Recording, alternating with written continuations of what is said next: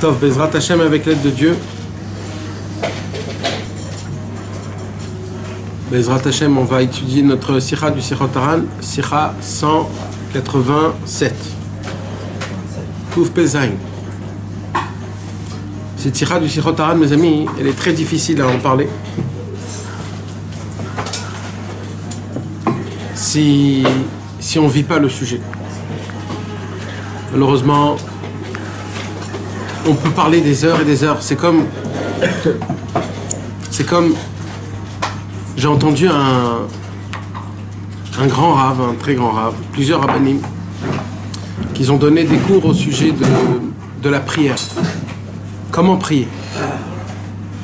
Vous savez, Baruch Hashem, Rabbeinu nous a donné des clés, que grâce à ces clés, il nous a ouvert la porte de la prière.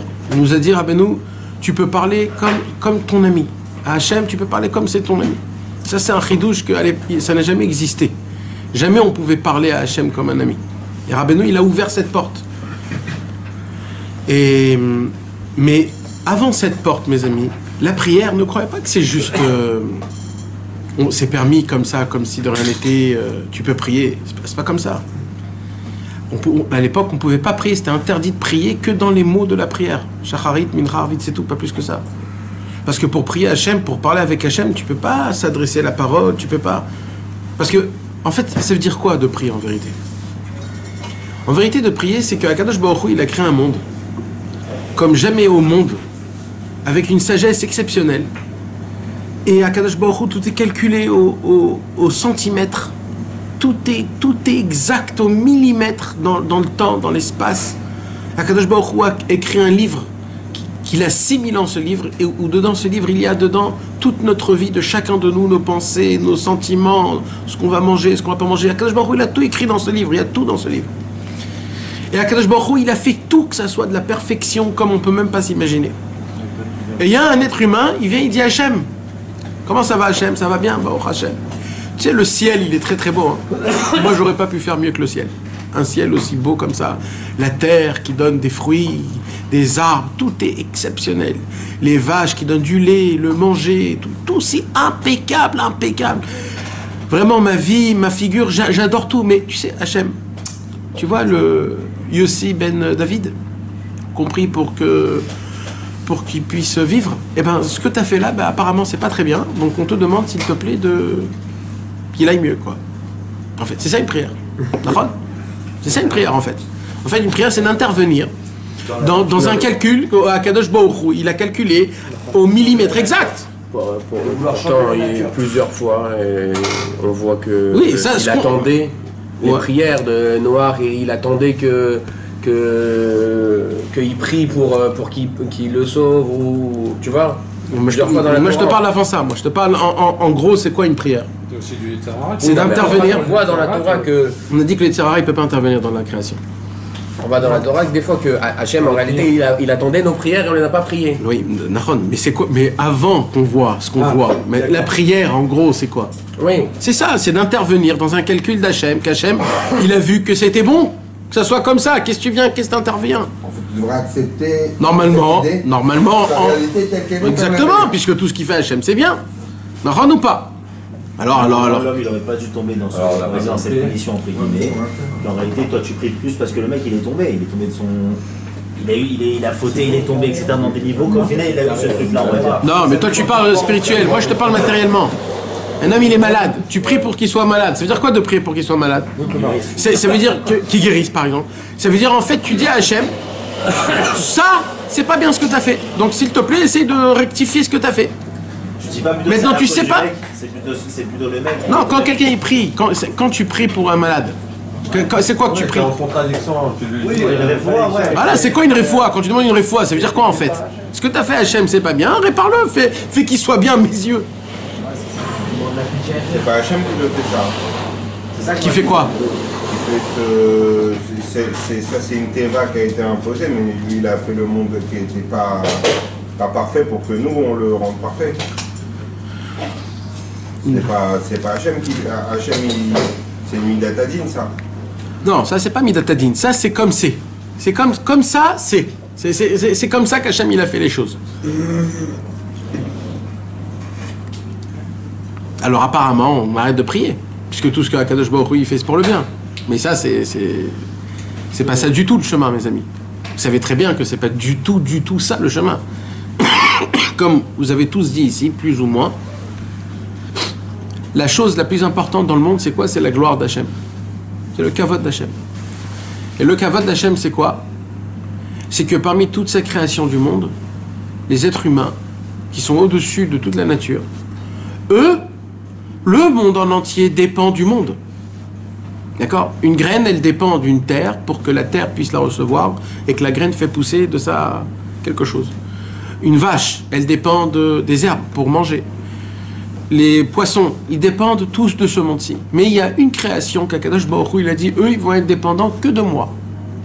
Et eux seront le but de ce monde. En fait, pourquoi j'ai créé ce monde? Pour faire montrer qu'il y a tout un monde en entier qui a besoin de ce monde-ci, mais par-dessus, il y a une création qui est l'être humain. Que l'être humain, lui, va savoir qu'il est dépendant que de Hachem.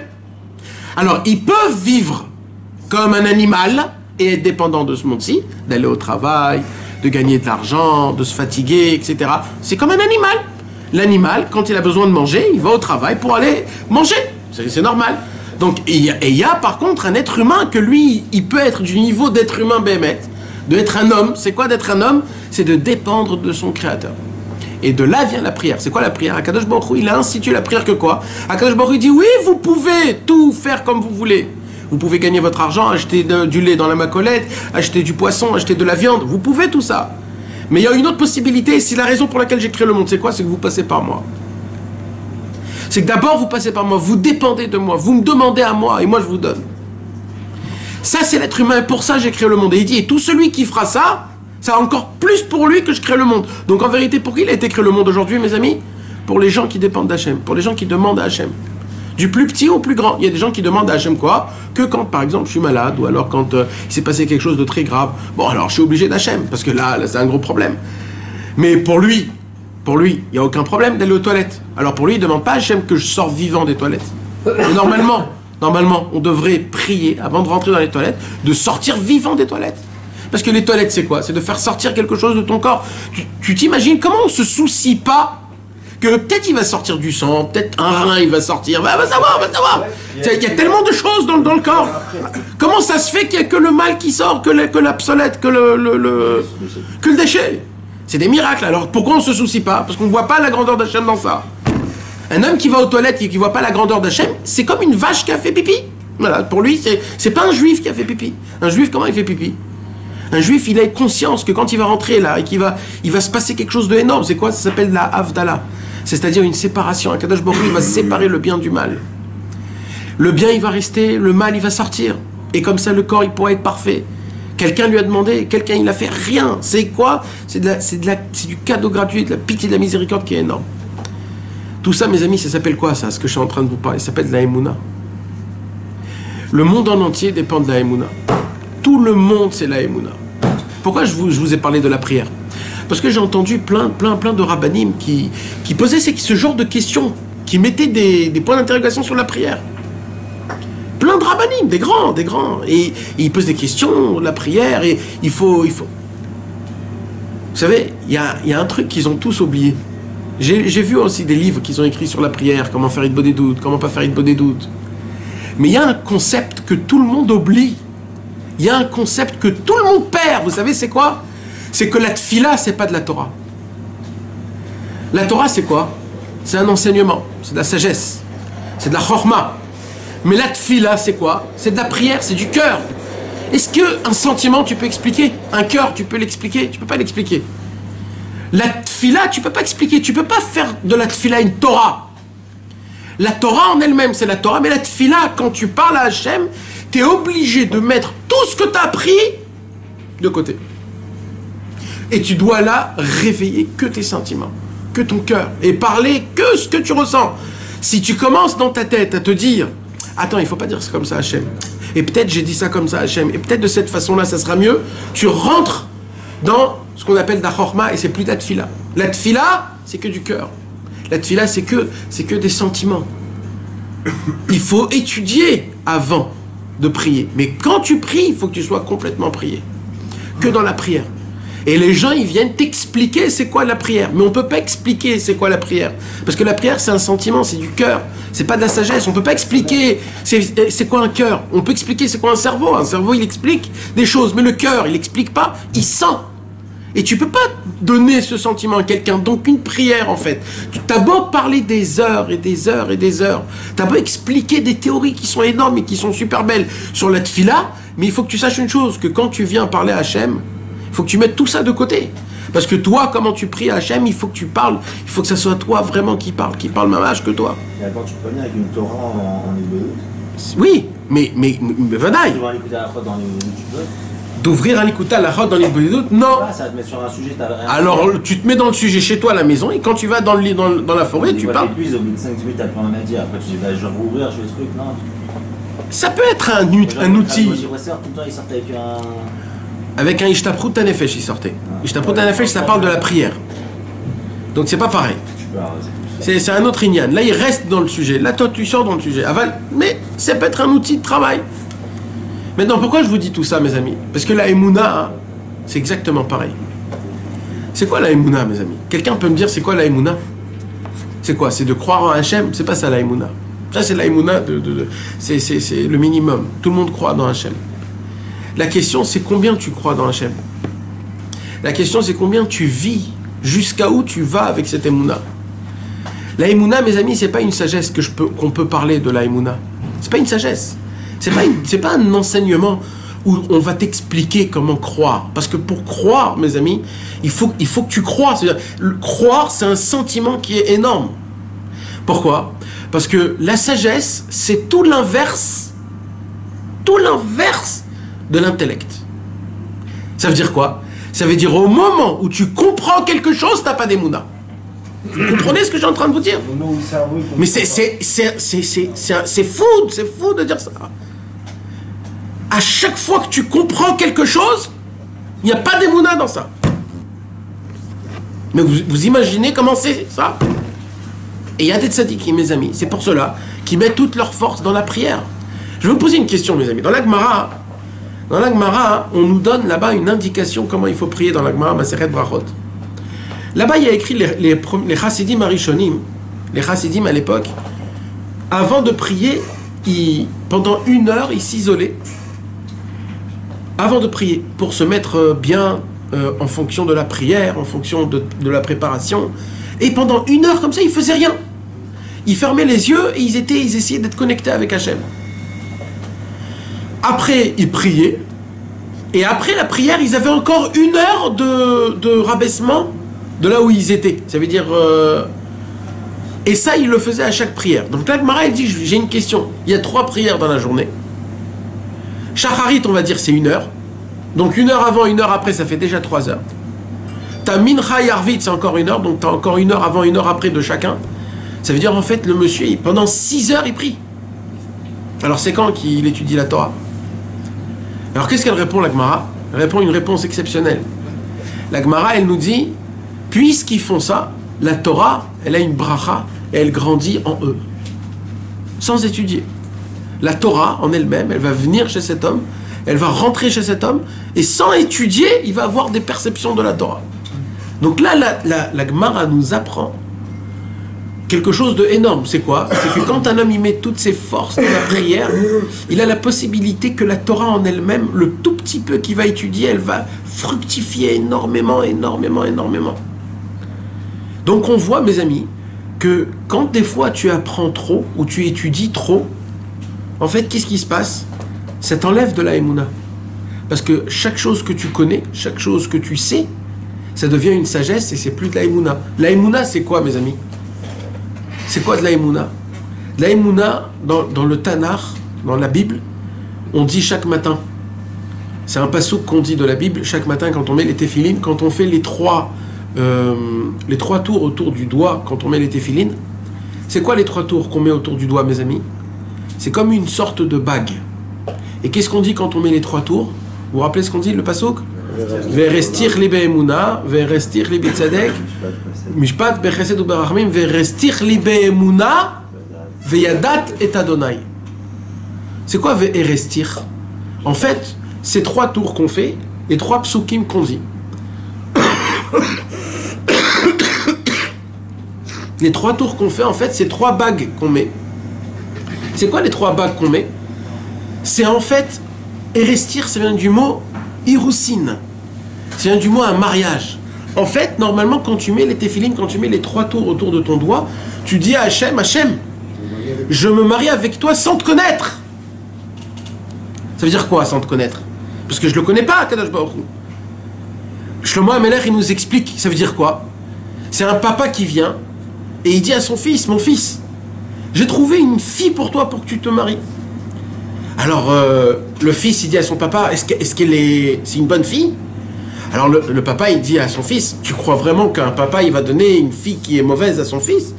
Je t'ai choisi la plus belle fille, la plus merveilleuse, avec tous les bons caractères et tout ce qu'il faut. Elle est parfaite pour toi, cette fille. Alors là, Shlomo HaMelech, il dit, là, il y a l'enfant qui vient, il n'a même pas besoin de voir sa fille, cette femme, et il se marie avec elle sans rien. Pourquoi? Parce que il met toute sa confiance chez son père. Son père lui a choisi cette femme. Mais il y a le fils qui est soucieux. Il n'y croit pas à 100%. Alors, d'abord, il veut la voir, il veut la tester, il veut la connaître.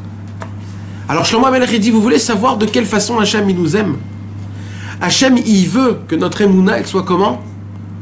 Que notre émouna, elle soit comme le fils qui vient et qui se marie sans connaître cette femme, rien que parce qu'Akadosh Baruch Hu, il lui a dit, ça, c'est ça ta femme.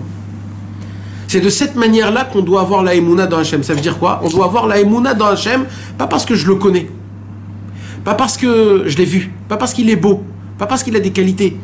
Je dois marier avec Hachem parce que c'est comme ça que ça doit se passer. Et chaque matin, quand tu mets les téphilines, c'est ce que tu demandes à Hachem. Hachem fait en sorte que les téphilines que je mets, ça soit mon mariage avec toi, et que grâce à ça, je puisse, sans que je te connaître, que je puisse venir vers toi sans rien. Je ne sais pas pourquoi. Rien que parce que c'est la émouna. Et là, qu'est-ce qu'on dit? Verestir libe émouna. Si tu te maries avec moi, rien que par la émouna, ça veut dire rien que parce que tu crois en moi, parce que tu es... Alors, veyadat et Adonai. Là, tu pourras connaître Hachem.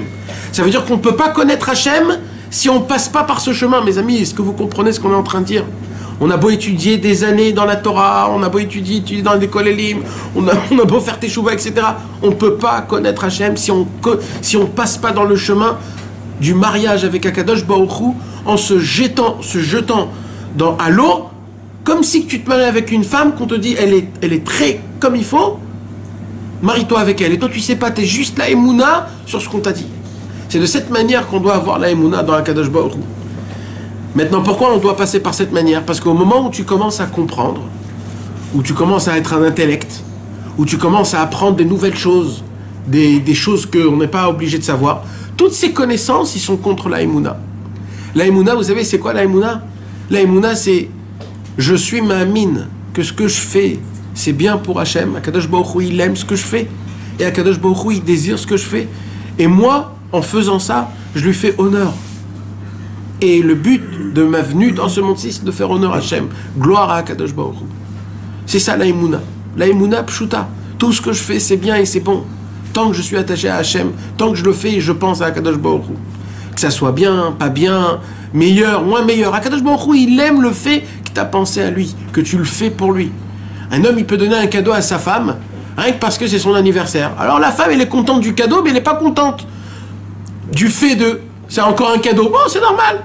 Mais si maintenant un homme, il vient en plein milieu de l'année, il lui dit, voilà chérie, je t'ai acheté un cadeau. Ah, pourquoi? Pour rien. Il y a une raison pour un cadeau. Là, la femme, elle dit, waouh, ça c'est un amour qui est... C'est une preuve que tu as pensé à moi. Dans un anniversaire, c'est pas une preuve que tu as pensé à moi, c'est l'anniversaire. Mais là, c'est une preuve que tu as pensé à moi en plein milieu de l'année. Pareil, quand à Kadosh Baruch Hu, quand on fait les Torah et les mitzvot, mes amis, et qu'on pense à Hachem, alors ça prouve à Kadosh Baruch Hu que ce qu'on fait, on le fait vraiment pour lui. Mais juste de le faire, Kadosh Baruch Hu, il dit, ok, c'est bien, vous faites la Torah ou mitzvot comme il faut. Mais c'est pas ça, moi, ce que je veux. Moi, ce que je veux, c'est qu'on crée un lien, moi et vous. Je veux avoir un lien, moi, Hachem. Hachem, il veut avoir un lien avec nous. Et comment on arrive à créer ce lien? Ce lien, on arrive à le créer par la pensée, par la kavana, par le cœur. Comment tu appliques Torah ou mitzvot pour que tu puisses, grâce à ça, te rapprocher de lui. C'est pour cela que ce cours, ce soir, mes amis, il est hyper difficile à le faire passer. Parce que ce soir, on va parler de la Emouna, mes amis. Ce soir, on va parler de la Emouna. Et la Emouna, ça ne se parle pas. La Emouna, ça se sent. C'est le premier sikha du Sichot Haran. La première sikha du Sichot Haran, David Ameler, il dit Ani yadati ki gadol Adonai vadonenu mikol Elohim. David Ameler, il a dit ce que l'a répété Yitro. Quand Yitro, il s'est rapproché d'Hachem.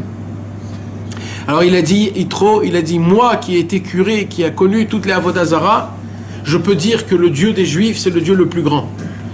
Et il dit le Zohar HaKadosh, quand Yitro, il a dit ça, le nom d'Hachem, il s'est élevé et il a grandi encore plus que la création du monde. Pourquoi ? Parce que quand un homme qui est aussi lointain, un homme qui a connu autant de mauvaises choses, il vient après tout, et il dit Hachem, c'est le plus grand, combien d'honneur Hachem il a envers lui. Et Rabbeinu, il explique sur ces paroles-là que David Ameler, il a dit dans les Teilim, qu'il a répété ce qu'il a dit Yitro, il a dit Ani Yadati. Pourquoi David Ameler, il a dit moi je sais? Il aurait pu dire Yadati. Pourquoi il a dit moi je sais? Il a dit parce que la Emouna, ça ne peut pas se passer. C'est pas quelque chose que je peux te l'expliquer. C'est quelque chose qui est en moi. C'est que chacun avec son cœur, c'est que chacun avec sa perception divine, avec sa sainteté, avec sa pureté, avec ses prières, avec son mikvé qu'il fait. C'est qu'un homme personnel qui peut comprendre c'est quoi la grandeur d'Akadosh Baruch Hu, combien Hachem il est grand. Vous savez mes amis, il y a quelques mois, on était dans les slichot et on disait El Melech Yoshev Al Kisei Rachamim Mitneg B'Chassidut Mochel Avonotamo Ma'avir Rishon Rishon Ma'be Mechila Lachataim Muslecha Lapashim. Et après on dit Kegodel Chazdecha. On dit Kegodel Chazdecha. C'est quoi Kegodel Chazdecha? Ça veut dire en fait on demande à Hachem, Hachem, je te demande pardon en fonction de combien ta pitié, ta miséricorde elle est grande.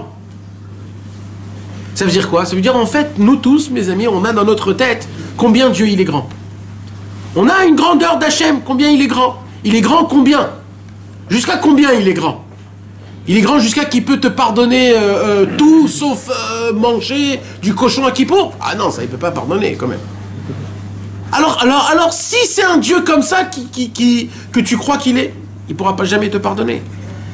Rabbeinu il vient, il nous dit quoi? Il nous dit, sachez une chose, il faut avoir de la émouna dans les mots. Il faut avoir de la émouna dans la grandeur d'Hachem Yitbarach. Hachem Yitbarach, il est grand au-dessus, par-dessus tout. Même par-dessus les péchés, même par-dessus le Yetzirara.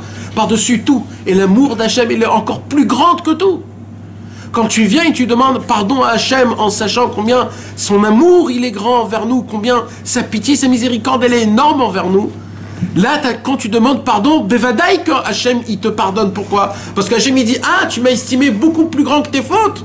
Alors bien sûr je te pardonne, mais si tu m'estimes plus petit que tes fautes, alors je ne peux pas te pardonner. Et nous tous mes amis, on estime toujours Hachem plus petit que nos fautes. Pour nous, nos fautes, ils sont encore plus grandes qu'Hachem. Et la preuve mes amis, c'est quoi? C'est qu'on reste toujours ce qu'on est. On n'avance pas dans la vie. Pourquoi on n'avance pas dans la vie? Parce qu'on ne croit pas. Donc combien Hachem est grand? Parce qu'on manque de Emouna. On manque de Emouna. On a rapetissé Rabbeinu, on a rapetissé Hachem, on a rapetissé la Torah, on rapetissé les paroles du tzaddik. Quand le tzaddik qui dit le désespoir n'existe pas, tu catégorises ce mot en te disant oui, mais ça parle pas dans ce cas-là, mais ça parle pas dans ce cas-là, mais dans un niveau comme ça, tu le fais petit. Vous savez c'est quoi la Emouna? La Emouna c'est de prendre une parole et d'aller jusqu'au bout du monde avec cette parole. Le plus loin possible, le plus profond possible, le plus haut possible. Avec chaque mot, avec chaque parole, avec chaque pips que Rabbeinu il a sorti de sa bouche, tu prends cette parole jusqu'à la fin, tu le prends jusqu'au bout, jusqu'à où ça peut aller. Pas de le prendre avec sa petitesse et de dire ces paroles et les petites. Ah non, c'est dans ce cas-là ou dans ce cas-là. Comme par exemple, mes amis, je suis obligé d'en parler parce que on parle de la Emouna et ça fait partie de la Emouna. Rabbeinu a dévoilé un secret qui est énorme, que aucun tzaddik auparavant a pu dévoiler. Un dévoilement aussi grand que celui-là. Rabbeinu a dévoilé ce qu'on appelle le Tikkun HaKlali. 10 psaumes, que quand tu lis 10 psaumes, alors apparemment, Rabbeinu HaKadosh, il fait en sorte qu'il va réparer toutes tes fautes, et il va tout faire en sorte pour que tu puisses revenir dans le bon chemin, et de se rapprocher d'Hachem. Maintenant, vous savez, mes amis, quand Rabbeinu, il a dévoilé le Tikkun HaKlali, alors, Rabbeinu, il a appelé le Tikkun HaKlali en hébreu, Tikkun Lemikre Laila. Ça veut dire en français, réparation pour pollution nocturne. Ça veut dire que quand Rabbeinu, il a dévoilé le Tikkun HaKlali, sur quoi il a dévoilé le Tikkun HaKlali? Comment il a dévoilé le Tikkun HaKlali? Il a dit comme ça, comme 3/4 du monde tombe dans cette faute. Quelle faute? Que Chas Veshalom, on a des fois des pollutions nocturnes. C'est-à-dire que quand un homme il dort en plein milieu de son sommeil, il sent qu'il a quelque chose qui sort de son corps, des gouttes qui sortent de son corps. Il dit Rabbeinu, pour cela, je vais dévoiler une réparation énorme du Tikkun HaKlali qui va réparer ces fautes-là. Et c'est sur ça que Rabbeinu il a dévoilé le Tikkun HaKlali. Maintenant de là, depuis toujours, chez les Chassidés de Breslev, le Tikkun HaKlali réparait toutes les fautes. Pourquoi? Parce que le mot Tikkun HaKlali, qui veut dire réparation générale, ça veut dire réparation générale. Mais le problème c'est quoi? C'est que tout de suite après il y a écrit Tikkun les Mikre Laila. Il y a écrit réparation pour pollution nocturne. De là sont venus dire plein de gens que le Tikkun HaKlali en fait c'est quoi? C'est une réparation que pour les pollutions nocturnes. Est-ce que vous avez déjà entendu ça? Oui. Vous savez de quoi je parle? Qu'est-ce que vous en pensez de ce que je suis en train de vous dire? Il y a trop de silence. Vous le savez que le Tikkun HaKlali il a été fait d'abord que pour le Tikkun et Mikre Laila. Qu'il a été fait que pour la pollution nocturne. C'est pour ça qu'il a été fait le Tikkun HaKlali normalement. Mais c'est pour ça qu'il est Klali, c'est parce que la pollution nocturne c'est Klali. C'est collègue. Alors si quelqu'un il faute Bémézide, hein? Avec volontairement. Quelqu'un qui faute volontairement dans le brit. Est-ce que le Tikkun HaKlali lui répare? Il n'y a pas écrit. Rabbeinu il a parlé pour la pollution nocturne. Oui, mais il a marqué Klali. Oui, Klali. Klali, accord. Et il y a écrit aussi les Mikre Laila. Oui, mais ça c'est Klali. Non. Quelqu'un qui va voir une bavrite, il a Roi Shtut, son Roi Shtut, ça lui fait. Il faut que Roi Shtut pour faire une faute comme ça.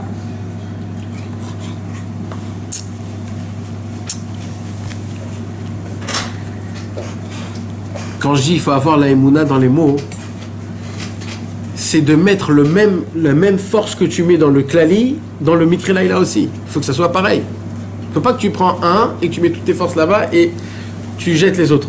Il faut chaque mot, c'est Rabbeinu, c'est pas pour rien. Chaque mot, Rabbeinu, il a été mossé en effet. C'est par le Tikkun HaBrit que tu feras le Tikkun HaKlali. Si c'est Bémézide, ça veut dire que même il dort. Si c'est Bémézide, c'est... Non, quand il dort, c'est pas Bémézide. C'est Bémézide, c'est volontairement. Nahad. Il est endormi. Il s'est endormi. Mais non. Non. Endormi, réveillé quoi. Endormi, réveillé. Il est dans le live. Ouais, ça s'appelle un Bémézide quand même. C'est vrai que, d'accord, il y a aussi ça, mais il y a plein d'autres problèmes de Gamma Brit. Il n'y a pas que ça. Donc est-ce que le Tikkun HaKlali, ça serait aussi, par exemple, contre quelqu'un qu'il va avec des goyotes? C'est aussi le Tikkun HaKlali? Où c'est écrit? Dans le Klali. Il a appelé lui-même Tikkun HaKlali. Il a pas. Alors je vais vous dire quelque chose, mes amis. Je vais vous dire quelque chose, mes amis. Vous savez, c'est quoi? On n'est pas des hommes. On est tous des nazes. Je parle pour moi surtout. On est des nazes et je vais vous dire quelque chose. On n'est pas des hommes béhémeth. Pourquoi? Parce qu'on prend les paroles de Rabbeinu et on fait une shakshuka et ce qu'il y a et on remet tout sur le truc. Et c'est pas comme ça que ça fonctionne. Une armée, c'est pas comme ça qu'elle se lève. Normalement, on doit être les soldats de Rabbeinu. Rabbeinu, il est en train de créer une armée, mes amis. Qu'est-ce que vous croyez? Ça fait 200 ans que Rabbeinu a créé tout le mode d'emploi de la guerre, comment mener le dernier bataillon pour amener le Mashiach. Ce bataillon, c'est nous. Ça fait 200 ans que ce bataillon n'a pas emmené Mashiach. Donc maintenant, après 200 ans, il y a nous. Donc il y a une possibilité qu'on amène le Mashiach ou pas. Ce que je suis en train de vous dire, vous pouvez y croire, vous pouvez ne pas y croire, vous pouvez rigoler, ne pas rigoler, mes amis, mais c'est ça le Hémet. Rabbi Israël, il a dit une parole qui est simple. Mashiach va venir quand le monde reconnaîtra que Rabbeinu HaKadosh, c'est lui le seul qui peut, les rapper les fachotes, qui peut guérir les âmes. C'est que comme ça que Mashiach il viendra. Mashiach ne viendra pas avant. Parce que Mashiach, ce qu'il doit donner, comment il va réparer le monde? Avec les enseignements de Rabbi Nachman. Donc s'il vient, les gens ils comprennent pas encore que c'est lui qu'on doit mettre toutes nos forces, alors il n'a pas de quoi venir. Donc le travail aujourd'hui, il est dans nos mains. Il y a des gens qui disent on attend le Mashiach. We want Mashiach now. Mais il n'y a pas à l'attendre. Il veut pas qu'on l'attend, il veut qu'on bouge, le Mashiach. C'est le Mashiach qui nous attend à nous. C'est le Mashiach qui dit we want. C'est pas à nous qu'on doit dire. I want. Non mais mes amis, c'est pas rigolo ce que je suis en train de vous dire. Normalement, on est les soldats. Et un soldat d'un guerrier, il prend pas les mots comme ça à la légère en disant ouais tout, non. Mes amis, les mots de Rabbeinu, il faut rentrer de la émouna dans chaque mot aussi. On peut pas dire des mots où on sait pas si c'est écrit, si c'est oui, si c'est non. Dire tout oui, tout non. Il faut que les choses soient barour, il faut que ça soit clair et net. Cette question, c'est une vraie question, mes amis. C'est une vraie question. Est-ce que Béhémet Rabbeinu, il aimait Taken le Mézid ou pas? Taken la colle. Voilà. Il y a une sikha là-dessus. Le brit, c'est le kécher. Le kécher, c'est tout.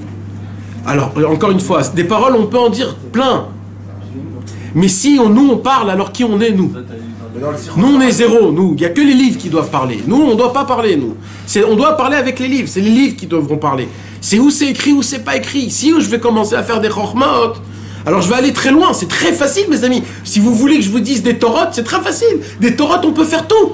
On peut faire montrer d'après la Torah que le cochon, c'est cachère. On peut trouver une coulade tellement que la Torah, elle est ouverte. De dire comme ça des choses, on peut dire, tout le monde peut dire des choses. Mais c'est où c'est écrit? Où c'est écrit? Où c'est écrit? Où Rabbeinu, il le dit ouvertement, noir sur blanc, Rabbeinu, Rabbi Nathan. C'est qui a appelé le Tikkun HaKlali, Tikkun HaKlali?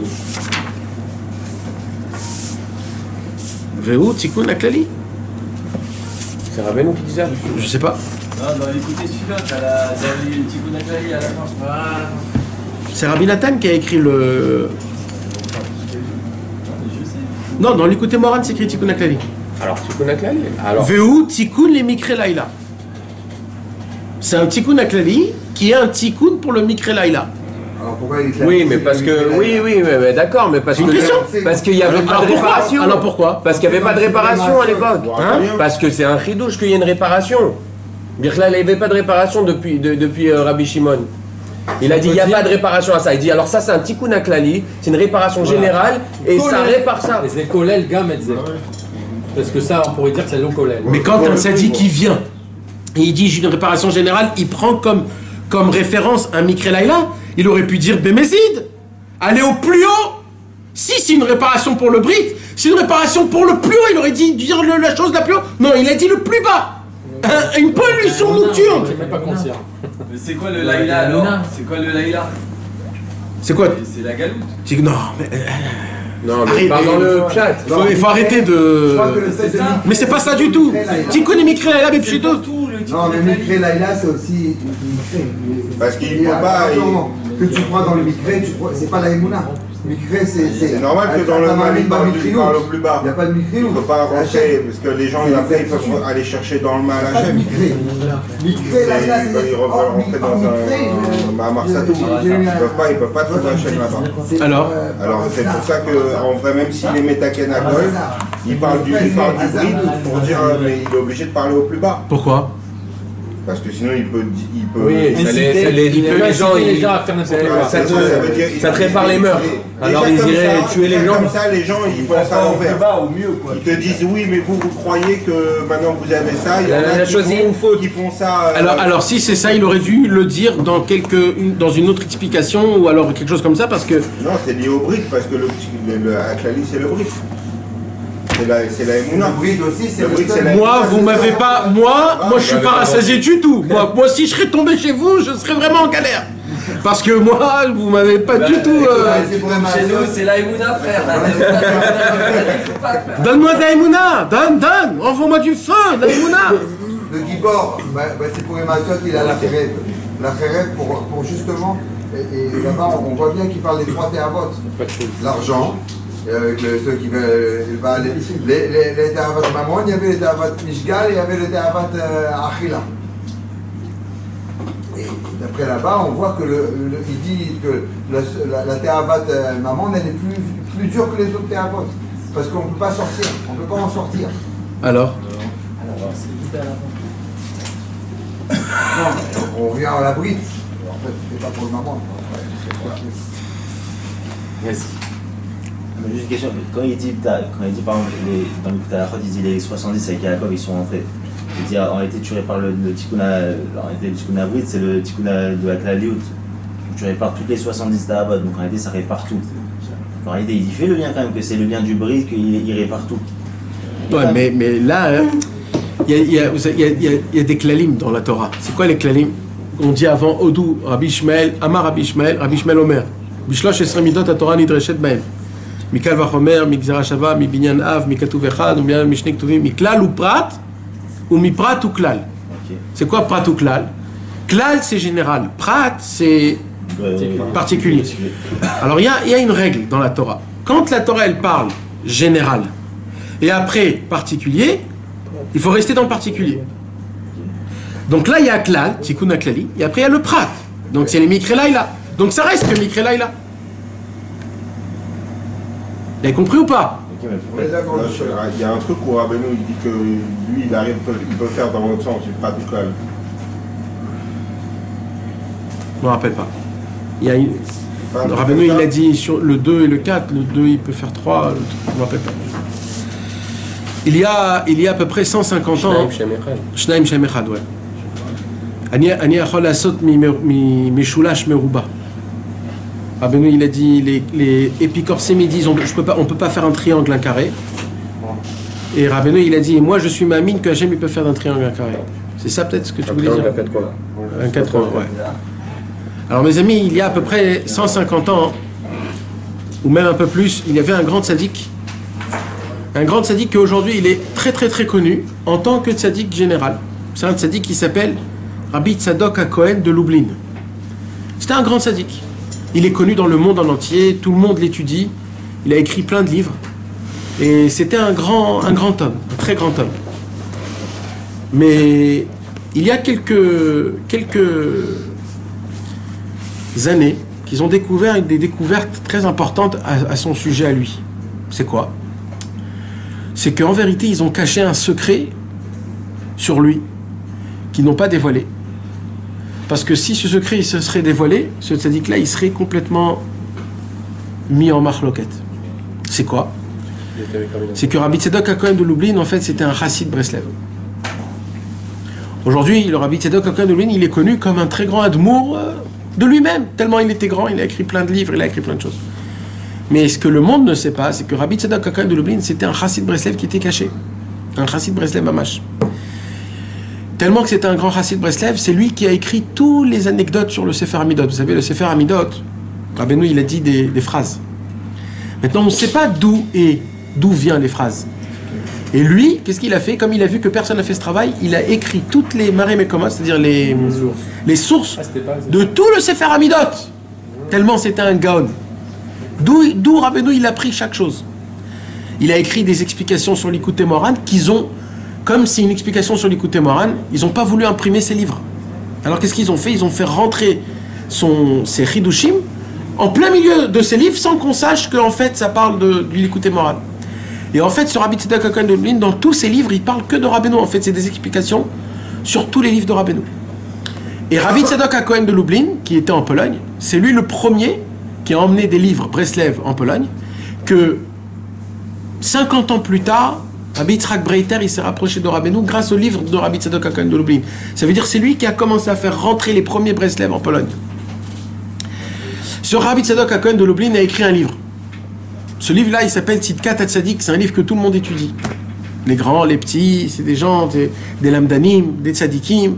Et je ne parle pas de Breslev du tout. Des gens, tout le monde. C'est un livre qu'il est très connu.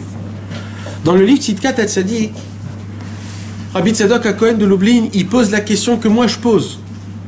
Est-ce que le Tikkun HaKlali, c'est un Tikkun les Mikre Laïla, ou c'est un Tikkun HaKlali Kipshuto? D'accord ou pas? Alors écoutez bien ce qu'il dit Rabbi Tzadok HaKohen de Lublin. Tikkun les Mikre Laïla. En disant que c'est le Tikkun Non, Tikkun les Mikre Laïla. Tikkun, il vient sur le mot Tikkun les Mikre Laïla. Donc Tikkun les Mikre Laïla, et lui maintenant il explique de ses mots à lui. Est-ce que vous vous rappelez ce que c'est Mikre Laïla, mes amis? Mikre Laïla, c'est pollution nocturne, d'accord? Tikkun les Mikre Laïla. Qu'est-ce qu'il dit, Rabbi Tzadok HaKohen de Lublin? Maintenant, mis à part que c'était un tzaddik, c'était aussi un posek, Rabbi Tzadok HaKohen de Lublin. Donc, Il a la puissance de trancher et il a la puissance d'expliquer. D'accord?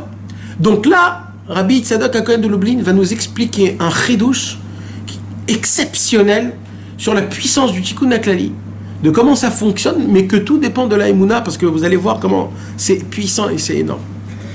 Tikkun et Mikre Laila, 2 points, explication. Gam Bemezid. Même Bemezid. Même volontairement. Pourquoi il dit ça? D'où tu dis ça? Nikraken belashon hakatuv ou bedivrei chazal ou besanedrin. Rabbi Tzadok HaKohen de Lublin, il dit, vous voulez savoir pourquoi je dis ça? Je vais vous dire pourquoi. Pourquoi même si chas v'shalom, un homme il faute, même volontairement, dans les passions sexuelles, le Tikkun HaKlali, s'il fait un Tikkun HaKlali tout de suite après, Akadosh Baruch Hu, il lui enlève son péché. Et encore plus s'il se trempe au mikvé. Pourquoi? Il y a écrit ici dans le Likutei Moharan, Mikre Laila, il y a écrit qu'un homme, s'il a une pollution nocturne. Alors qu'est-ce qu'il dit, Rabbi Tzadok HaKohen? Il dit, j'ai feuilleté dans le chasse. Et j'ai vu dans la Gemara, dans la Seret Sanhedrin, une histoire. C'est quoi l'histoire qu'il y avait là-bas? Vatikrena. La Gemara, elle pose une question sur un pasouk, où dans le pasouk, il y a écrit le mot Vatikrena. Vatikrena, ça vient du mot Mikre. C'est la même racine. Vatikrena, Mikre. Et là-bas, dans la Gemara, Vatikrena, qu'est-ce qui se passe?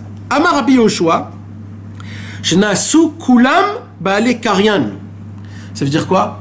Là-bas, on raconte une histoire que tout le monde, ils ont fauté dans le Pgam Abrit volontairement. Et comment ils ont appelé ça? Vatikrena. Ça leur est arrivé, Vatikrena, donc Mikre. Donc ils ont ramené le mot Mikre Laila dans un acte qui a été fait volontairement. Donc si la Torah a employé le même mot que Mikre Laila dans une faute qui s'est passée volontairement, ça voudrait dire que Mikre Laila, ça ne veut pas dire pollution nocturne. Ça veut dire quand un homme il faute volontairement. Alors maintenant, ça veut dire quoi? Pourquoi ça s'appelle Mikre Laila alors? Et là, écoute bien, c'est ce que tu as dit. Écoutez mes amis chaque mot parce que c'est quelque chose qu'on ne peut même pas s'imaginer ce qu'il y a écrit ici. Le'amin be'emuna shlema. Vous savez qu'est-ce qu'il fait quand un homme il tombe dans le brit? Quand un homme il tombe dans le brit, qu'est-ce qu'il fait? Il déplace Hachem de nous. Ça veut dire quoi? Quand un homme il tombe dans le Pgam Abrit, qu'est-ce qui se passe? Il dit, oh là là, Hachem, il est parti de moi, Kadosh Baruch Hu, il ne peut pas être ici parce que ça sent mauvais, et je suis sale de mes ta'avot, ça fait déjà 2 heures que je suis dans des ta'avot, etc. Combien Hachem, il ne me supporte pas, mais moi, je ne me supporte pas. Il dit, Rabbeinu, il dit, Rabbi Tzadok HaKohen, il dit, ces pensées que tu es en train de penser, c'est qui te les emmène? C'est le Pgam Abrit lui-même. Et il dit, quand un homme, il n'est pas pogam dans le Brit, quand un homme, il ne tombe pas dans le Brit, il a la émouna que tout c'est Hachem. Et il dit donc, c'est quoi le problème du Pgam Abrit? Il dit, comment tu... Il est pogam quand même. C'est-à-dire, tu veux dire qu'il fait quand même une faute, mais qu'il a la émouna. Non, non, non. Quand un homme, il faute pas, il a la émouna que tout c'est Hachem. Mais quand un homme, il faute, il n'a plus la émouna que tout c'est Hachem. Et il ne croit pas que Hachem, il est même dans ta faute. Alors, le Pgam, il est dans la émouna ou ça? Hein? Le Pgam, il est dans la émouna. Le Pgam, il est dans la émouna. Comme la goutte, elle vient d'où? Du cerveau. Et la neshama, elle est du cerveau. Donc quand la goutte, elle tombe, elle te prend du cerveau, donc elle te prend de la émouna. Donc, je répète, parce que c'est très fin, mes amis, soyez avec moi, c'est des chidouchim énormes. Quand un homme, il faute le Pgam Abrit, il n'a pas la émouna que tout c'est Hachem. Il ne peut pas avoir la émouna que tout c'est Hachem. Et quand un homme, il ne tombe pas dans le Pgam Abrit, il peut avoir la émouna que tout c'est Akadosh Baruch Hu. Partout, Hachem, il est partout. Qu'est-ce qui fait le Pgam Abrit? Il fait en sorte qu'il y a des choses dans ta vie où tu enlèves Hachem. Comme par exemple, quand je faute, je crois qu'Hachem, il est loin de moi. Il dit, Rabbi Tzadok, c'est ça le problème. Comment tu répares ta faute? En amenant Hachem dans la faute. Si tu amènes Hachem dans la faute et tu dis Hachem, il est là-bas aussi, tu as réparé la faute. Écoutez, comment dans les mots c'est Le'amin be'emuna shlema. Il faut croire d'une foi parfaite que quoi? She'en shum mikre ba'olam. C'est quoi she'en shum mikre ba'olam? Qu'il n'y a pas de mikre. C'est quoi mikre? C'est du hasard. Mais comme par hasard, mikre, ça veut dire aussi mikre laïla. Donc d'un côté, mikre, le mikre en hébreu, ça veut dire le hasard. Mais quand tu dis mikre laïla, c'est une pollution nocturne. Alors il dit Rabbi Tzedek HaKohen, il oublie, un va avec l'autre. Pourquoi tu as une pollution nocturne? Parce que tu crois pas que dans la pollution nocturne, tu peux aussi servir Hachem. T'emmènes pas Hachem là-bas. Tu sais pas que c'est Hachem, il t'a fait faire ça. Parce que toi, tu as besoin d'aller là-bas. Tu dois aller là-bas, malheureusement.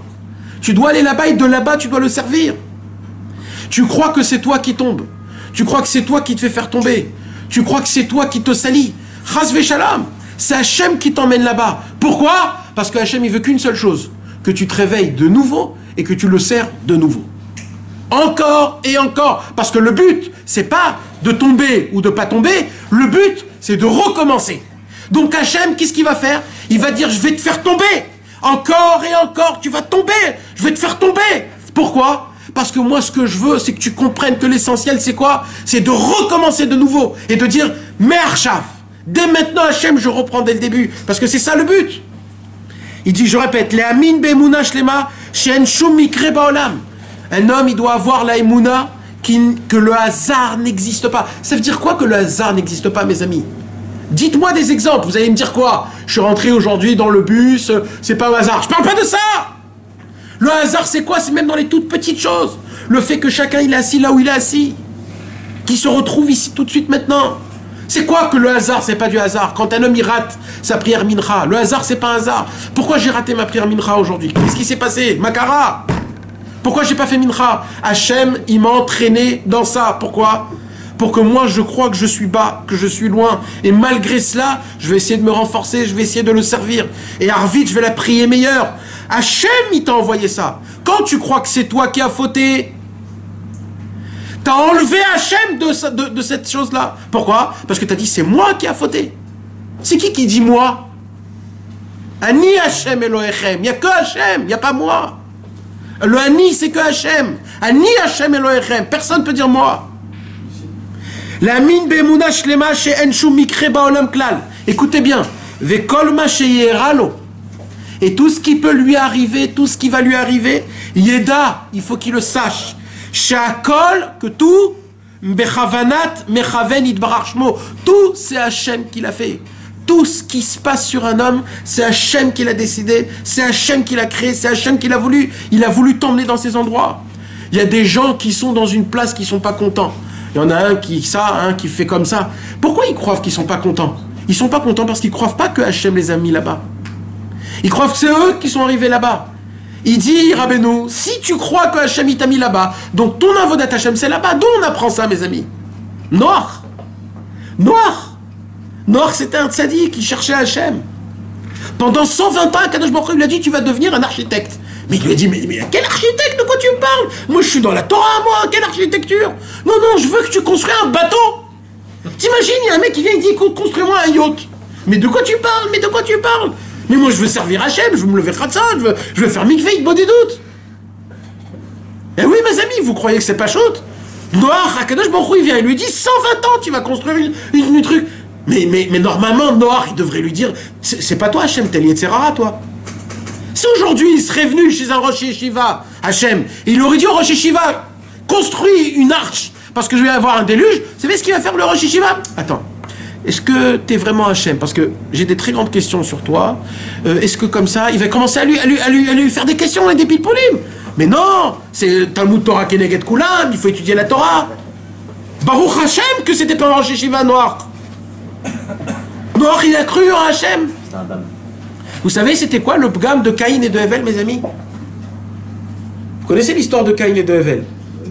Caïn, il a donné un sacrifice du... Comment ça s'appelle? De la récolte. Et Hevel, il a donné comme sacrifice des animaux. Maintenant, on nous a appris que Caïn, il a donné un petit korban, et Hevel, il a donné un korban qui était meilleur. C'est pour ça qu'Akadosh Baruch Hu, il a aimé le korban de Hevel. Non, le mieux. Le mieux. mieux de ce qu'il avait. Le mieux de ce qu'il avait. Ça, c'est ce qu'on nous apprend à l'école. C'est ce qui est écrit noir sur blanc dans la Torah. Mais vous savez que la Torah, elle est très profonde. Donc la Torah, quand elle dit quelque chose de beaucoup plus profond. Les élèves du Baal Shem Tov, vous savez comment ils expliquent cette histoire de Caïn et de Hevel, mes amis? Ils expliquent ça complètement autre de ce que nous, on croit. Qu'est-ce qu'ils disent? Les élèves du Baal Shem Tov, ils expliquent comme ça. Caïn et Hevel, c'était deux tzadikim énormes. Des tzadikim énormes. Et Caïn, toute sa vie, il a cherché comment servir Hachem. Et vous savez, c'est qui le premier au monde qui a créé ce qu'on appelle un sacrifice? C'est qui le premier qui a créé ce travail exceptionnel qui s'appelle un sacrifice? C'est qui? Caïn. Caïn, il a découvert le travail des corbanotes. C'est lui, mes amis.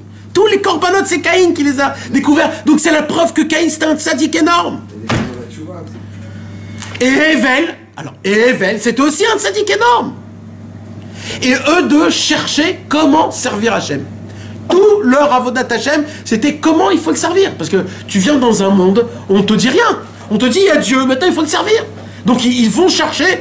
Alors maintenant, il y avait une marloquette entre Caïn et Hevel. Caïn, il croyait que de donner de la bestialité, c'est pas bon pour Hachem. Parce que c'est bestial. C'est bestial. Alors nous, qu'est-ce qu'il faut qu'on donne à Hachem? De la récolte, quelque chose qui pousse directement de la nature.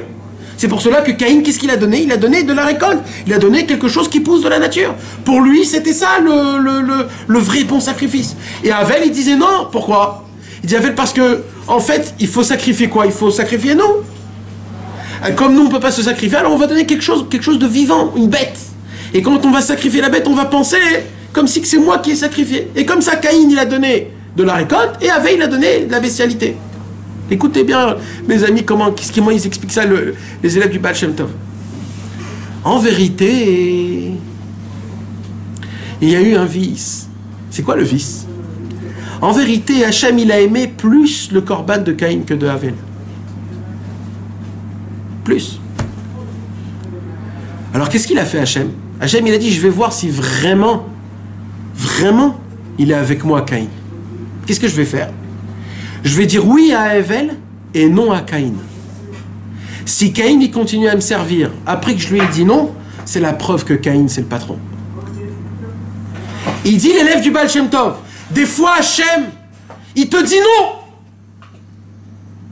Des fois Hachem il te dit, toi tu pourras plus faire tes chouvas. C'est Hachem, il vient, il te dit. Rabbeinu il te le prouve. Il te dit tu pourras plus, c'est fini, toi t'es foutu.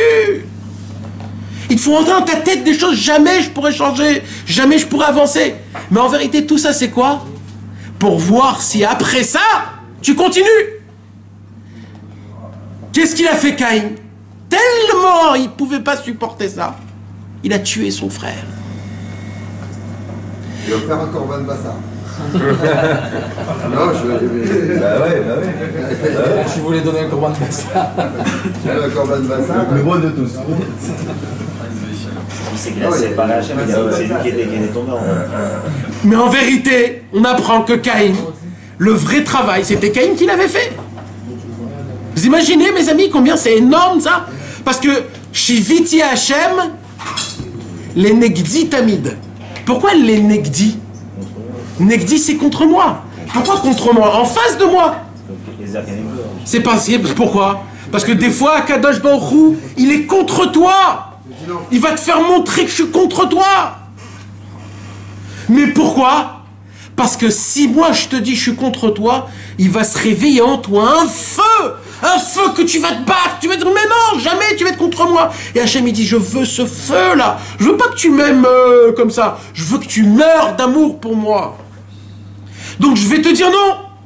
Tu vas me demander de te lever Chatzot, tu vas me demander d'être pur, tu vas me demander de garder tes pensées, tu vas me demander de garder les yeux, de parler bien, de se conduire comme il faut. Et je vais te faire tomber. Et tu sais pourquoi je vais te faire tomber? Pour que tu saches que c'est moi qui est là-bas. Je veux que tu me sers là-bas. Je veux que de là-bas, tu sais que je suis là-bas. Et je veux que tu comprennes qu'en fait, moi je veux quoi? Que tu te remets debout et que tu recommences comme si de rien n'était. Tout nouveau. Parce que ce que j'aime, c'est à chaque fois que tu te relèves et tu dis, je reprends dès le début. Parce que le but du monde, c'est ça, c'est de reprendre encore et encore, de recommencer le monde. Mes amis, Hachem Yitbarach lui-même, il recommence tous les jours de nouveau. Tous les matins, Kadosh Baruch Hu vetuvo mechadesh bechol yom tamid maaseh bereshit. Kadosh Baruch Hu, il renouvelle le monde. Mes amis, celui qui ne croit pas dans ça, c'est un coffre dans la Torah. Un homme qui ne croit pas qu'Akadosh Baruch Hu, il renouvelle son monde tous les jours, c'est un coffre dans la Torah, mes amis. Et c'est Akadosh Baruch Hu, il refait le monde tous les jours et qu'il le refait de cette même manière avec nous dedans. C'est la preuve qu'on a besoin de ce monde et ce monde a besoin de nous. Et Hachem, il nous aime et Hachem, il nous veut dans sa matrice. Et Hachem est content de notre travail. Nous, on doit lui reconnaître tout ça. On doit avoir la émouna dans ça, on doit croire dans ça, on doit vivre ça. Donne-nous de la émouna, donne-nous de la émouna.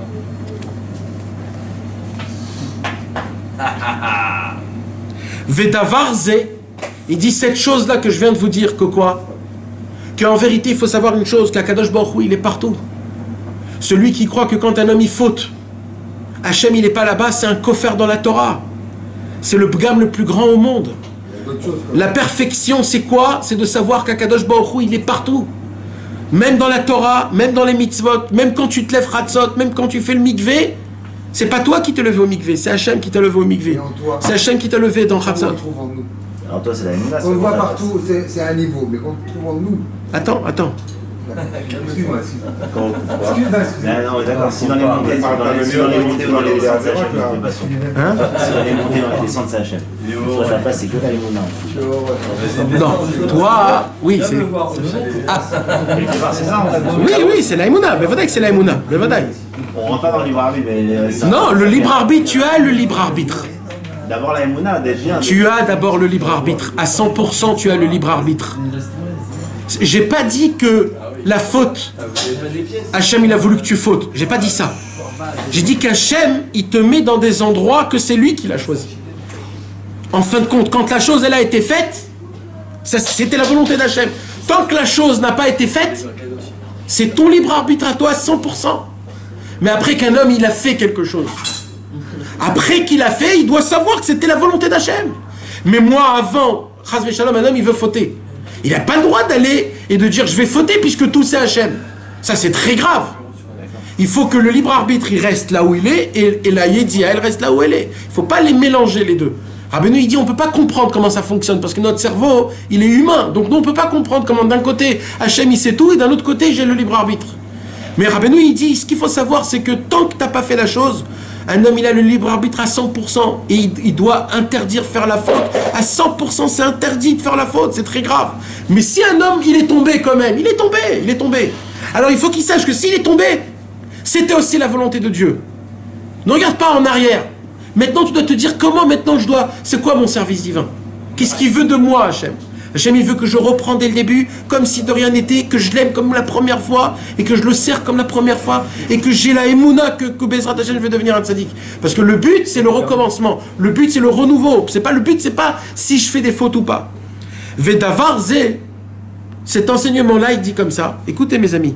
Ou behemet ikar akol, vekol tariag mitzvot haTorah, emetzot leagia leyediazu. Il dit, mes amis, que tous les 613 mitzvot, c'est pour qu'on puisse arriver à cette connaissance-là. Que Akadosh Baruch Hu, il est partout. Et que ce que nous on demande, ce qu'Akadosh Baruch Hu nous demande, c'est de ne jamais se déconnecter de lui, de ne jamais se couper de lui. Même quand un homme il faute, il doit être avec Hachem. Même quand un homme il faute, il doit dire que si je suis ici, c'est que je dois le découvrir là-bas. C'est qu'Hachem il veut que j'arrive là-bas pour que je puisse le découvrir, pour que je puisse le réveiller, pour que je puisse me sentir d'une façon ou d'une autre loin et que grâce à ça je me rapproche un peu plus. Si tout le but c'est ça, la seule faute, c'est de ne pas voir à chaque fois quelque chose, hormis la période de mitzvot.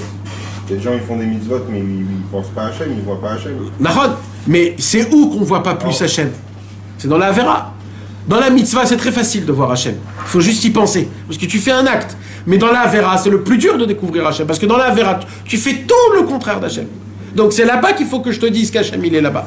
Parce que c'est où qu'un homme il te dit Hachem il n'est pas là-bas? Dans la Avera. Dans une mitzvah. Ça se peut qu'un homme il n'est pas attaché à Hachem. Mais dans la mitzvah, il y a beaucoup plus de chances que tu sois attaché à Hachem que pas dans une Avera. Donc il te parle de la Avera. Mais c'est sûr que un homme il doit emmener Hachem partout. Mais vadaï. Maintenant écoutez mes amis, quelque chose d'exceptionnel. Vous savez, il y a un midrash Le Midrash, il nous dit, c'est sur le Shir HaMa'alot, Beshuv Adonai et Shivat Zion, Haïnu Kecholmim. Non. Alors, d'abord, Beshuv Hashem et Shivat Zion. Ce Tehillim-là, mes amis, il nous parle de quoi? Il nous parle quand Akadosh Baruch Hu, il va revenir et qu'il va nous ramener le Mashiach. Shir HaMa'alot, Beshuv Hashem, quand Dieu il va venir à la fin de tous les temps. Beshuv Hashem et Shivat Zion, quand il va ramener Zion, c'est-à-dire il va nous redonner Yerushalayim, quand le Beth Amikdash il va être construit. Beshuv Hashem et Shivat Zion. Alors là-bas, qu'est-ce qu'il y a écrit? Haïnu Kecholmim. On va ressembler à des gens qui rêvent. Vous savez, ça n'existe pas l'expression je rêve en hébreu. C'est qu'en hébreu, c'est qu'en français. Mais ça veut dire quoi? On va être comme des gens qui rêvent. Qu'est-ce qu'il a dit, David Ameller? Que quand le Mashiach il va venir, on va être des gens comme si des gens qui d'un rêve. Ah, comme qui si rêvent. on vient de se réveiller? Non, qu'on rêve. Si on est en train de rêver. Comme si que. Non, mais ça, mais non. On va pas y croire, on va pas y croire. Alors, le Midrash, il pose la question. Il dit, c'est quoi Cholmim? Écoutez, mes amis, le Midrash, comment il est exceptionnel. C'est un Midrash comme il n'y a jamais eu un Midrash au monde. Comme tous les midrash. Vous ne croyez pas, hein? On va faire de l'ISO. T'as jamais isolé ta vie là. Ou Beshuv Hashem et Shivat Zion Haïnu Kecholmim. Kemo bachalom adam ose kama maasim ou kshekitz en klum kar kol ha'averot. Le Midrash, il nous dit un chidouche qui est énorme. Il dit quand on va revenir à Yerushalayim, Akadosh Baruch Hu va se dévoiler et nous on va être là avec la tête baissée, honteux, puant de péché, crasseux, sale, rempli, on va avoir honte, on va dire mais Hachem il va dire mais pourquoi vous êtes comme ça? Pourquoi vous tête baissée? Pourquoi vous vous sentez puant et crasseux? Et nous, on va lui dire, mais Hachem, t'as vu tout ce qu'on a fait? On a volé, on a menti, on a tué, on a tout fait de mal. Il a dit, ah bon? Et d'un coup, Hachem va faire comme ça. Et d'un coup, comme si qu'on va se réveiller d'un rêve, et tout ça, c'était un rêve.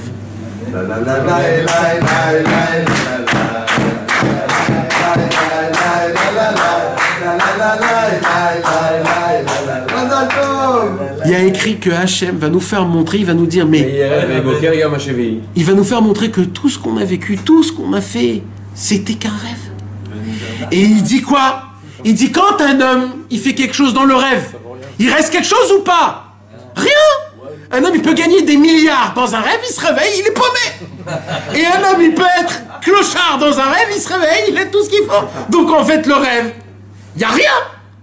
Donc le Midrash ici, il dévoile que Kadosh Baruch Hu, il va être tellement grand parce qu'il va nous faire montrer qu'il est tellement grand. Hachem, il dit, mais j'ai même pas de place pour vos fautes. C'était un rêve, c'était rien. C'était un jeu, tout ça. Je vous aime tellement, ça ne nous parle même pas. Et comme ça, Kadosh Baruch Hu, il va tout nous enlever. Et là, il dit Rabbi Tzadok HaKohen de Lublin, il y a un problème dans cette histoire. Un seul problème. Ça veut dire apparemment, mes amis, là, apparemment, ce qui se passe, mes amis, écoutez bien. Apparemment, d'après ce qu'il y a écrit dans ce Midrash, il y a la réparation pour toutes les fautes. D'accord? Parce que là, on apprend que quand Hachem il va venir, il va nous réveiller de notre faute. Donc apparemment, il y a une réparation pour toutes les fautes. Rabbi Tzadok HaKohen de Lublin, il vient et il dit, il y a un problème, un seul problème, c'est quoi? La pollution nocturne. Tu rêves dans le rêve et ça sort en vérité. Sur ça, il dit Rabbi Tzadok HaKohen de Lublin, il dit, c'est pour ça que j'ai appelé le Tikkun HaKali, Tikkun le Mikre Laila. Pourquoi? Parce que ce qui va rester à la fin de tous les temps, il n'y aura qu'une seule faute qui va rester, quoi?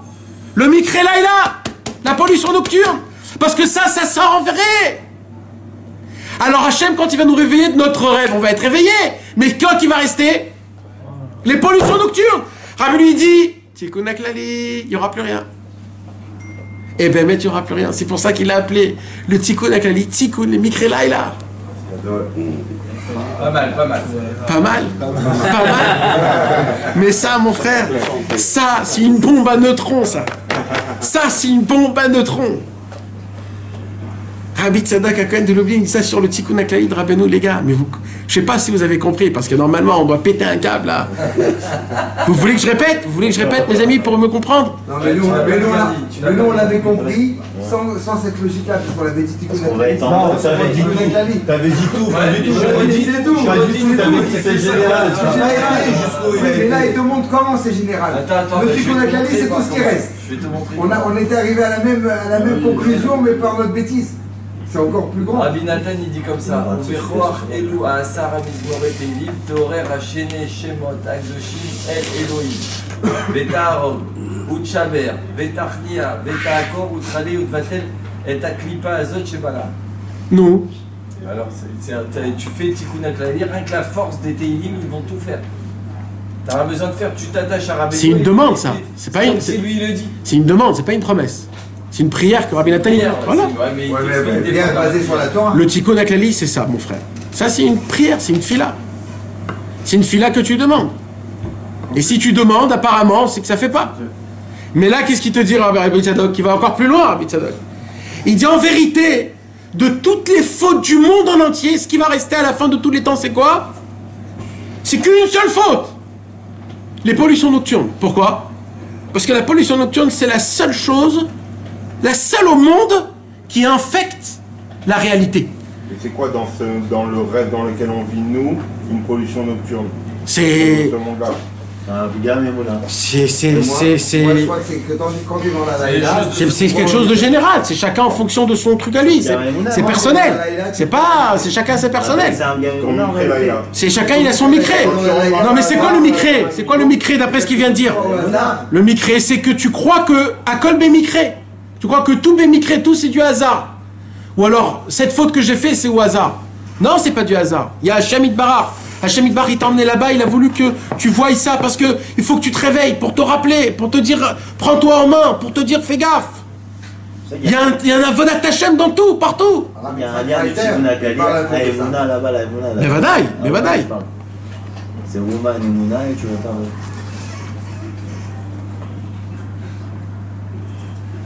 L'impression c'est quand même de le faire là-bas. Comprenez mes amis, c'est quoi le Inyan de la Emouna? C'est ça c'est prendre les mots du Tikkun Aklali et ça c'est d'aller jusqu'à la fin de jusqu'à où ça peut aller. C'est pas juste tu dis Tikkun Aklali, c'est grand, c'est fort, ça est partout et puis c'est tout. Non, c'est pas comme ça. C'est de prendre les mots et d'aller jusqu'au fond et de se tenir. Pourquoi ça répare pas les changements? Pourquoi ça répare quand Hachem il fait comme ça, il répare toutes les fautes, pourquoi celle-là il la répare pas? Parce qu'on a ressemblé ça par rapport à un homme qui se réveille d'un rêve. C'est-à-dire quand Hachem, il va nous faire montrer qu'en fait, tout ce qu'on a vécu, c'était un rêve. Donc il n'y a plus aucune force à aucun péché. Il dit, mais le problème, c'est quoi? C'est que la seule chose que quand tu rêves, ça sort en vérité, c'est une pollution nocturne. Donc en fait, ce qui va rester, ce sera que ça. Donc Rabbeinu, il vient, il a le Tikkun Aklali pour ça. Alors quand Rabbi Israël il te dit, non, j'ai pas... C'est que pour ça, alors ça veut dire que c'est que pour ça, alors le Tikkun Aklali. Il a plus de gamme de Mouna, il dit, ah oui, il n'y a pas de gamme de Mouna. Il n'a pas besoin de... Elle a dit, j'ai plus besoin de faire Tikkun Aklali. Parce qu'il a fait rentrer le Inyan de Hachem Itbarach partout. Ce que tu es en train de dire, c'est que c'est faire que pour le Mikela là. Non, ben c'est ça que c'est Inyan. De là, tu apprends que tout y a une réparation, sauf le Mikra-Laïla. Donc le Mikra-Laïla, c'est la chose la plus grave qui puisse exister. Donc si ça répare le Mikra-Laïla, ça répare tout. Ça répare tout. Il a dit, la Filou Bémézid, il a dit, la Filou Bémézid, il a écrit mes fourrages. Et c'est pour ça que dans les 5 Badin, il parle de Mézid. Il explique que Béonès, Béchogek, Bémézid, la Prira, elle est... Dans ce monde-là, il annule le Mézid. Dans ce monde-là, on est dans un sommeil. Mais en vrai, le seul problème... On n'est pas dans un sommeil. Non, on peut être comme dans un rêve. On vit dans un vrai vie. Dans ce monde, c'est que plus tard que ça va se rappeler un rêve. Là, c'est la vraie vie. Maintenant, ça t'enlève ta émouna dans Hachem. Le Tikkun Aklali, je parle. Le Tikkun Aklali, ça te redonne. Il faut le faire avec leur animé kasher. 10 choses. la simcha, la emuna. Il y a écrit bracha, ashre, maskil, shir, nitzvah, negun, tfila, odam, mizmor, alléluia. C'est la Torah du Daf Yomi d'aujourd'hui. Là-bas, Rabbeinu, il dit, ça répare les yeux, ça répare les oreilles, ça répare les 10 choses dans le corps, que quand un homme, il tombe dans ces 10 choses-là. Il ne peut pas voir Hachem, il ne peut pas entendre Hachem, il ne peut pas découvrir la beauté de la Torah. Il y a tout, c'est tout un... Et le Tikkun HaKlali, il répare. C'est 10 flèches qui réparent les 10 sortes de poisons que, Chas v'Shalom, le peuple juif a été touché par ces poisons-là. C'est pour cela, mes amis, que quand je vous parle de ça, quand tu entends quelque chose comme ça, ton Tikkun HaKlali, il n'est plus pareil. Parce que là, tu comprends qu'en fait, Rabbeinu, il a créé quelque chose qui est au-dessus de notre sagesse, qu'on ne peut même pas s'imaginer, que nous, on peut croire, justement par cette parole de rapetissir le Tikkun HaKlali, mais en fait, ça le grandit encore plus, parce que tout, c'est un inyan de Emouna. Là, mes amis, Rabbeinu, il va nous raconter une histoire qui s'est passée chez lui. Une histoire qui s'est passée chez lui. Et cette histoire, ça nous apprend comment Rabbeinu, il veut qu'on soit. Et ça, mes amis, c'est très dur. Mais tout, c'est ça. Si on n'a pas cette émouna, si on ne se renforce pas dans la émouna, on peut tomber dans tout. Et je parle même si on est chez Rabbeinu. Parce qu'aujourd'hui, les gens, ils adorent, vous savez quoi? Ils adorent les mondes célestes. Ils adorent qu'on leur explique. Ils adorent qu'on leur donne des explications, qu'on leur fasse faire rêver, qu'on les emmène dans des mondes, qu'on leur dit ça c'est comme ça, et que ça fait comme ça. Ça nous fait rêver, ça nous fait monter dans des mondes, Mais tout ça, mes amis, s'il n'y a pas la base qui est la Emouna et que tout dépend de la Emouna, tout ça c'est pas bon. Même si c'est dans la sainteté. Les Pirkei Avot, ils ont dit, si ta sagesse est plus grande que tes actions, ça vaut rien du tout. Vous savez, vous imaginez ce que ça veut dire? Ça veut dire que d'après la Torah, si tu connais plus que ce que tu fais, c'est très grave. Arrête d'étudier et va appliquer. Parce que d'après les Pirkei Avot, il faut que tu aies plus d'action que de sagesse. Alors aujourd'hui, non, là, on lit et on lit et on lit. Mais tout ça, c'est pourquoi il y a des gens qui s'arrêtent au fait d'étudier les livres de Rabbi Nachman. Et toute la journée, ils étudient ses frères Rabbeinu. C'est très très bien. Mais qu'est-ce qu'il voulait, Rabbeinu? Il voulait pas que tu t'arrêtes à ça. Il voulait que ça soit un élan pour aller appliquer. Rabbeinu, ce qu'il voulait, il voulait nous rendre des gens qui appliquent, qui font des choses, pas juste qui sachent des choses et qui parlent tous grands avec un grand ventre et qui disent t'inquiète pas, Aniouch Baolam Klal, Rabbeinu va s'occuper de toi, etc. Ça Rabbeinu, il n'aime pas. Rabbeinu, il parlait pas ce genre de paroles à Rabbi Nathan. Et Rabbi Nathan aussi, il parlait pas ce genre de paroles. C'est écrit nulle part ce genre de paroles. Rabbeinu, ce qu'il voulait, il voulait t'enflammer. Il voulait que quand tu parles, tu te réveilles à Chatzot. Tu te prends en main, tu te poses des questions dans ta vie. Qu'est-ce que je fais? Pourquoi je me réveille tous les jours à cette heure-ci? Pourquoi pas une heure avant? C'est quand je vais me prendre en main? C'est quand que je vais avancer? C'est quand que je prends sur moi quelque chose? Parce que Rabbeinu, il voulait qu'on mette en application. C'était ça l'essentiel, de se réjouir sur chaque chose, mais de mettre en application, mes amis, c'est tellement important. On n'est pas obligé de prendre des grandes choses, même des toutes petites choses, mais il faut faire ces choses-là.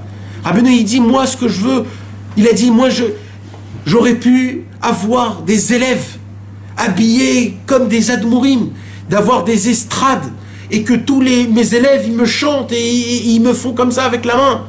Il dit, mais j'ai tout jeté. J'ai tout jeté, l'argent, l'argenterie, les élèves. J'ai jeté ma femme et mes enfants. J'ai tout jeté, pourquoi? Pour que je puisse voir une chose de juif chez un de mes élèves les plus bas. Que je vois un de mes élèves qui se rapproche d'Hachem un tout petit peu.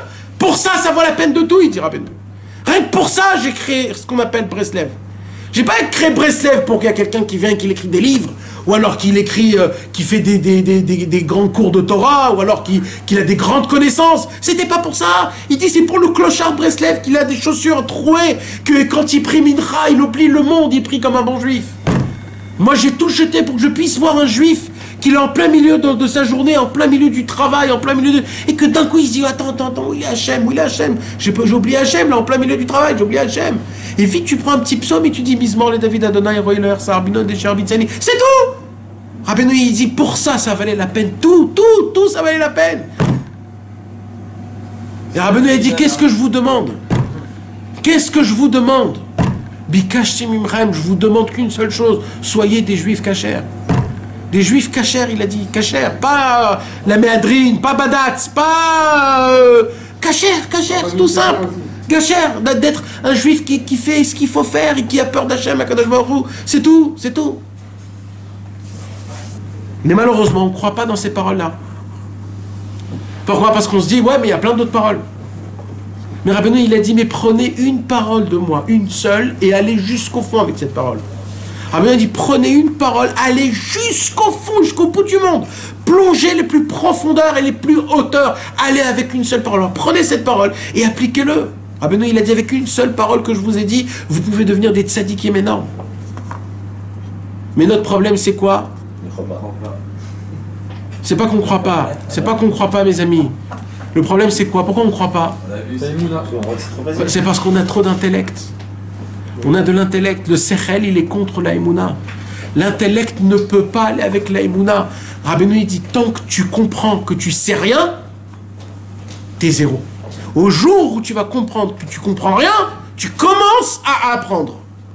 Si tu commences à connaître, t'es planté, mon frère. Même Rabbeinu Akadosh, avec sa plus grande grandeur, il a juré qu'il ne connaît rien, il ne sait plus rien. Rabbeinu, il est arrivé, il ne connaissait plus rien. Mais son « je ne connais pas », il est encore plus grand que « je connais ». Pourquoi? Parce que c'est quoi « je connais » ? C'est « je suis », c'est « j'apprends », c'est mon intellect, c'est ma sagesse. Alors quand tu as de l'intellect, de la sagesse, tu n'as pas d'émouna. Et la émouna, elle est encore plus grande et plus forte que tout. Alors il dit Rabbeinu, qu'est-ce qu'il faut? Il faut un petit peu d'intellect et plein d'émouna. Et plus tu rajoutes d'intellect, plus tu rajoutes d'émouna, encore plus et encore plus. C'est pour ça que Rabbeinu, il ne supportait pas qu'on expliquait les mitzvot. Aujourd'hui, il y a des gens qui expliquent les mitzvot. Cette mitzvah-là, elle est bon pour la santé, de ne pas mélanger le lait et la viande, de faire la brit mila, ça enlève des maladies. Rabbeinu, il dit, c'est très grave quand vous expliquez pourquoi. Parce que vous donnez une explication, c'est plus d'émouna. Il n'y a plus d'émouna dans ça. Maintenant, moi, je dois appliquer la Torah avec la émouna. Moi, je dois faire avec la émouna. Le tikkun haklali, je dois le faire. Pas parce que je connais des choses, parce que je le fais par la émouna. Parce que je sais que Rabbi Nachman de Breslev, il me l'a dit. Il est venu pour moi, pour me réparer. Et quand il va venir et qu'il me le dit, je dois le faire. Parce que je sais que comme ça que ça peut passer. Alors un jour, Rabbeinu,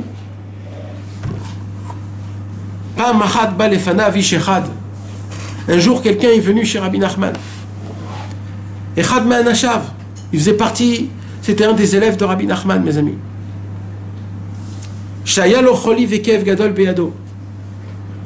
Et il avait une maladie très forte dans le bras.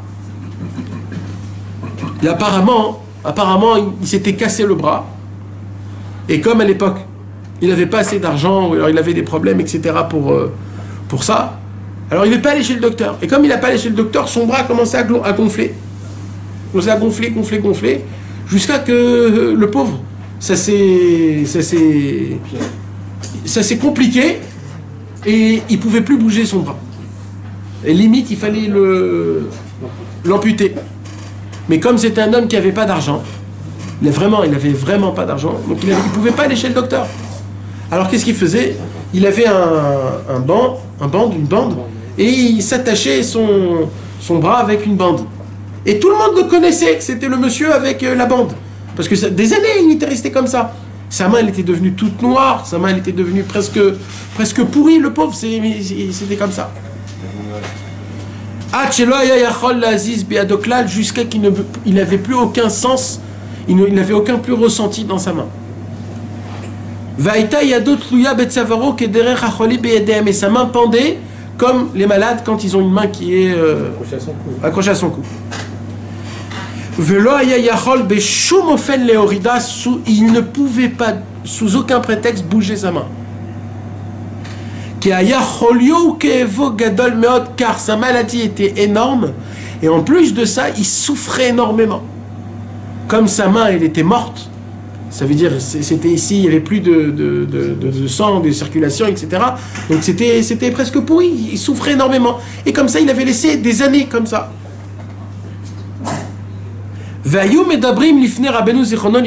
Et un jour, les élèves de Rabbeinu, ils sont rentrés chez Rabbeinu et ils ont dit à Rabbeinu, il faut faire quelque chose pour notre ami. Les docteurs lui disent de boire de l'eau salée.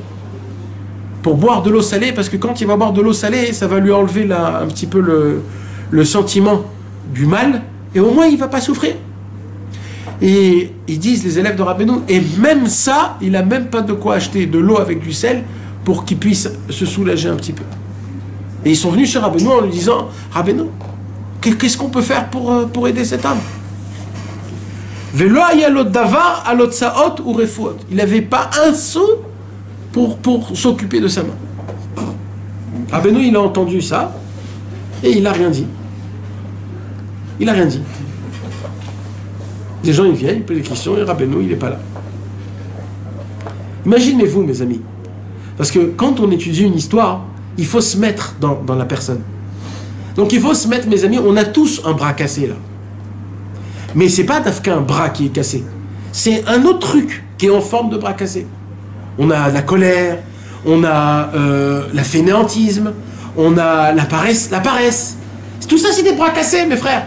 C'est des bras cassés que t'as laissé, ça a pourri, c'est mort, c'est devenu horrible. T'en peux plus de tout ça, t'en peux plus.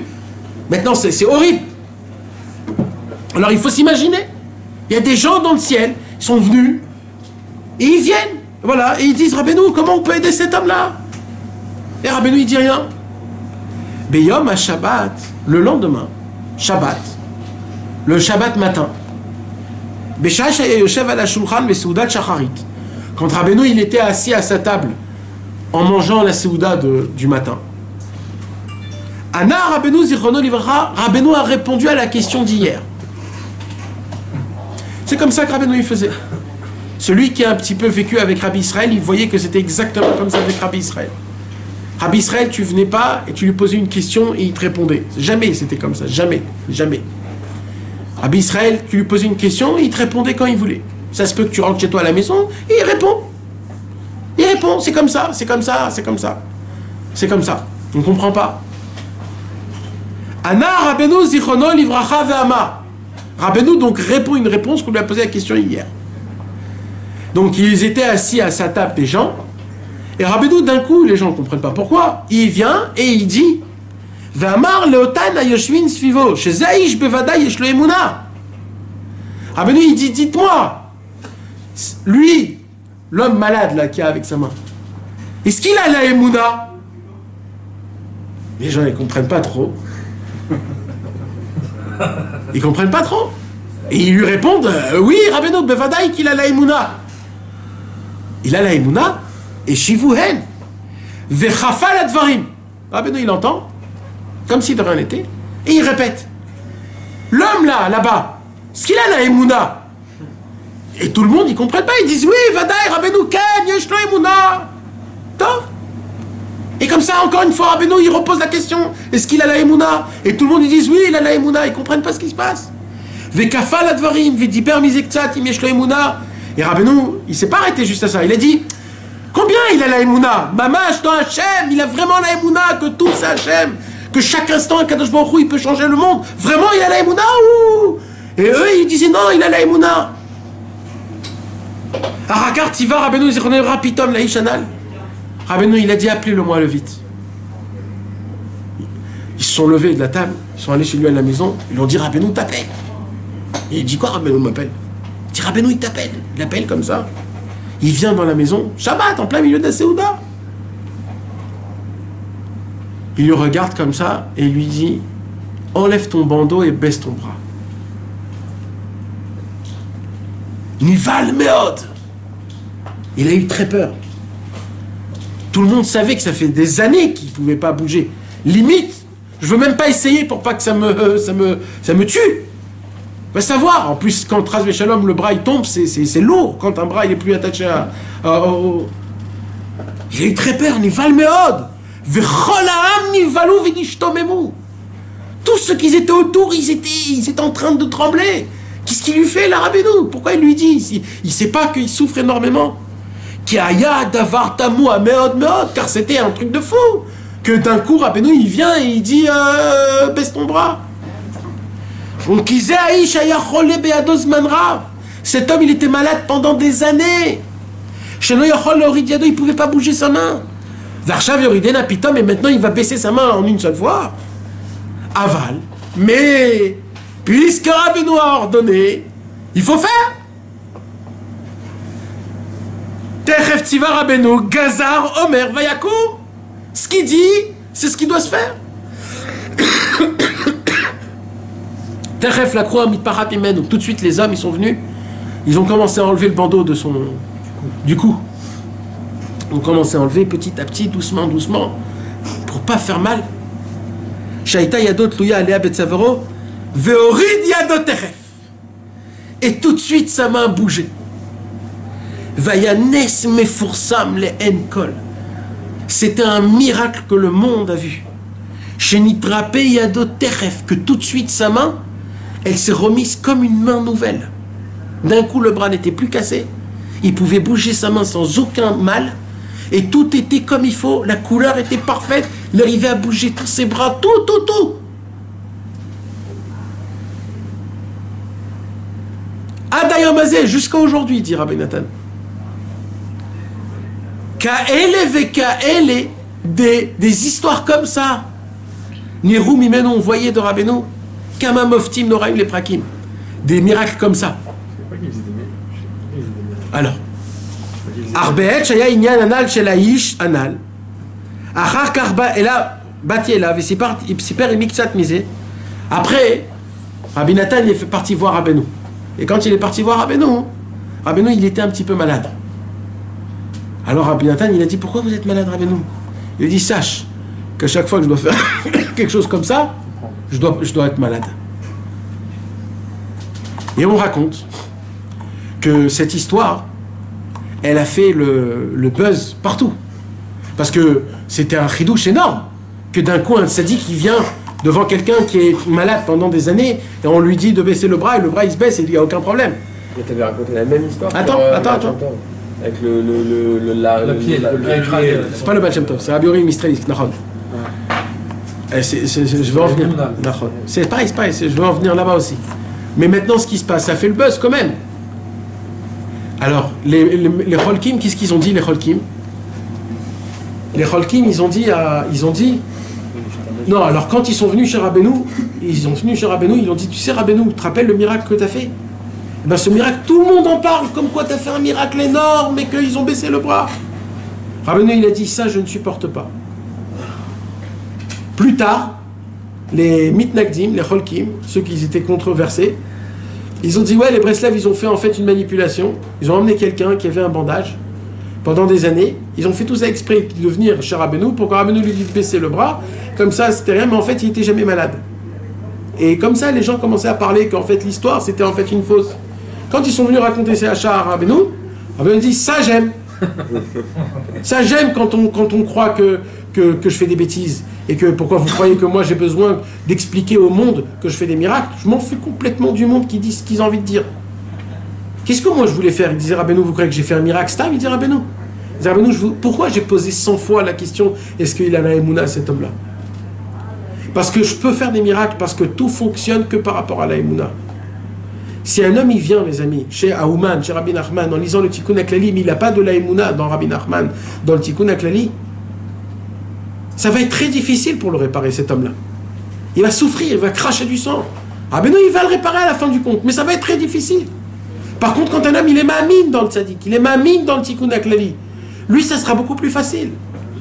Rabbeinu, il nous demande de se lever Hatzot. Alors nous, on se dit dans la tête, pourquoi il faut se lever Hatzot? Parce que c'est important de se lever Hatzot. Parce qu'il faut se lever Hatzot, il faut pleurer le Beth Amikdash. Mais en vérité, c'est faux, c'est pas ça. Pourquoi il faut se lever Hatzot? Parce que Rabbi Nachman m'a demandé de me lever Hatzot. Et alors? Et avant, non? Non, t'as pas compris. Moi, je suis un malade. Moi, je suis un homme qui est souffrant. Ma neshama, elle est malade. Et moi, j'ai besoin d'un docteur très spécialisé dans la chirurgie. Un docteur comme ça, il n'existe qu'un dans le monde, il s'appelle Rabbi Nachman. Donc je suis obligé de l'écouter lui, parce que je suis tellement malade, que même si tu me donnes un autre remède, cet autre remède peut me tuer. Parce que je suis tellement faible, donc c'est pour ça que je suis obligé d'écouter que ce docteur. Parce que ce docteur me connaît à la perfection, et lui, il sait quel travail peut me tuer, quel travail peut me donner de la force. C'est pour ça qu'il y a des gens qui croient qu'ils peuvent aller dans des autres endroits et faire des autres choses, même que Rabbeinu il n'a pas dit. Ça c'est pour des gens normaux, mais des gens comme nous, mes amis, on est tellement faibles que c'est chaque chose qu'on fait, il faut savoir qui te l'a demandé, où c'est écrit, quel tzaddik te l'a ordonné, et on doit entendre que Rabbeinu. On doit écouter parce que Rabbeinu, il nous a donné tout ce qui est bon pour nous. Ce qui n'est pas bon pour nous, Rabbeinu ne nous l'a pas donné. Rabbeinu, c'est notre docteur. Rabbeinu, il s'occupe de nous. Rabbeinu, c'est pas juste un tzaddik. Rabbeinu, c'est pas juste quelqu'un qui a donné des conseils, ça s'arrête là. Rabbeinu, il nous a donné un concept pour nous ramener, nous rendre des personnes meilleures, des personnes, des tzaddikim. Mais pour cela, il faut avoir la émouna, pour cela, il faut avoir de la connaissance, pour cela, il faut avoir de l'annulation, pour entendre les paroles du tzaddik Haemet. Donc, normalement, mes amis, quand le tzaddik n'a pas ordonné quelque chose, on ne doit pas le faire, même si c'est bien. Parce que un homme, quand il est malade, il ne peut pas se permettre de prendre certains aliments, certaines vitamines, certaines autres médications, parce que ça peut le tuer. Il est très faible. On est très faible. Le problème, c'est qu'on ne croit pas qu'on est très faible. Rabbeinu, il nous a donné des concepts énormes comme le Tikkun HaKlali, comme Hitbodedut, comme Chatzot. Quand Rabbeinu, il nous dit il faut se lever Chatzot, c'est pas parce que c'est important de se lever Chatzot. Parce que Rabbeinu, il a compris que pour nous, spécialement, comme on est nous, en l'an 2019, comme on est de la même vie qu'on mène, là où on vit, pour nous, si on se lève Chatzot, c'est une guérison énorme. C'est pour ça que Rabbeinu nous a ordonné de se lever Chatzot.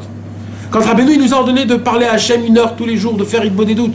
Rabbeinu ne nous a pas donné un conseil d'Hitbodedut parce que c'est important de parler à Hachem, parce qu'il faut le faire, parce que c'est comme ça qu'un juif il doit se conduire. Non, c'est parce que Rabbeinu, il a vu dans chacun de nous, il a vu que dans notre génération et dans les générations plus tard, quand on va être sali par ce monde-ci, il n'y aura qu'une seule chose qui pourra nous aider, c'est quoi?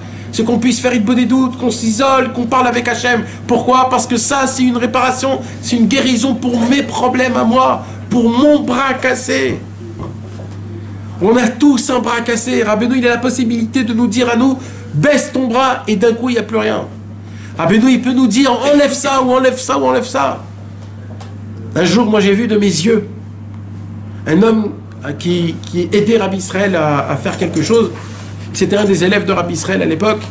Il était très proche de Rabbi Israël. Rabbi Israël était chez lui à la maison, et il est venu comme ça pour prendre Rabbi Israël et l'allonger dans le lit. Et quand il est venu pour l'allonger dans le lit, il avait ici une poche dans sa chemise. Et dans sa poche de chemise, il avait une koufsa de cigarettes, comme on dit, un paquet de cigarettes. Et quand il a levé Rabbi Israël, quand il a levé pour le mettre bien dans le lit, alors Rabbi Israël, il a vu qu'il avait ici un paquet de cigarettes. Rabbi Israël, il a mis sa main dans le paquet de cigarettes, il a écrabouillé comme ça, il a jeté. Cet homme-là, depuis ce jour-là, ne peut plus fumer. Il ne peut plus fumer. Même s'il veut, il ne peut pas. Rabbi Israël lui a pris la tahava, il l'a jeté. Maintenant, qu'est-ce que vous allez me dire? C'est facile? C'est pas facile. Parce que cet homme-là, apparemment, il nous raconte que ça faisait des années qu'il priait à Hachem d'arrêter de fumer. Et c'était la seule chose qu'il pouvait faire. Et il a demandé à Hachem, arrête-moi de fumer. Un homme qui prie, il met sa imuna bepshitout. Voilà, j'ai prié, c'est ce que je peux faire. Je ne peux pas faire plus que ça. Alors, il ne rentre pas dans les chormot. C'est quoi les chormot? Ouais, mais si tu veux vraiment, tu arrêtes de fumer. C'est facile de prier à Hachem et de continuer à fumer comme si de rien n'était. Ça s'appelle des chormot. Moi, je ne rentre pas dans les chormot. C'est quoi les chormot? Je ne rentre pas dans les complexités. Moi, je sais, je veux arrêter de fumer, mais j'arrive pas, c'est difficile. Alors, je prie à Hachem, enlève-moi mes cigarettes. Et le moment voulu, Rabbi Israël lui a pris les cigarettes, il les a écrabouillées dans sa main, il les a jetées, il n'y avait plus rien. L'Aïchtadou, c'est dans la prière. C'est la prière. Toutes les forces de l'Aïchtadou, c'est dans la prière. Pour arrêter une chose. Pour arrêter une chose, c'est que dans la prière, parce que c'est tellement compliqué, il n'y a pas de klal dans ça. C'est chaque chose dans... La vraie Aïchtadou, c'est d'abord dans la prière. Oui, mais alors il n'y a pas de lien de essayer. Si ça t'enlève pas ta simcha, etc., tu peux. Mais pour des gens comme nous, que c'est difficile. Tout c'est difficile, mon frère, c'est difficile. Alors, si tu peux, mais simcha, tu peux. Mais si un homme, il peut pas, je parle dans un cas où cet homme-là, il pouvait pas. Il a prié parce qu'il n'arrivait pas à arrêter.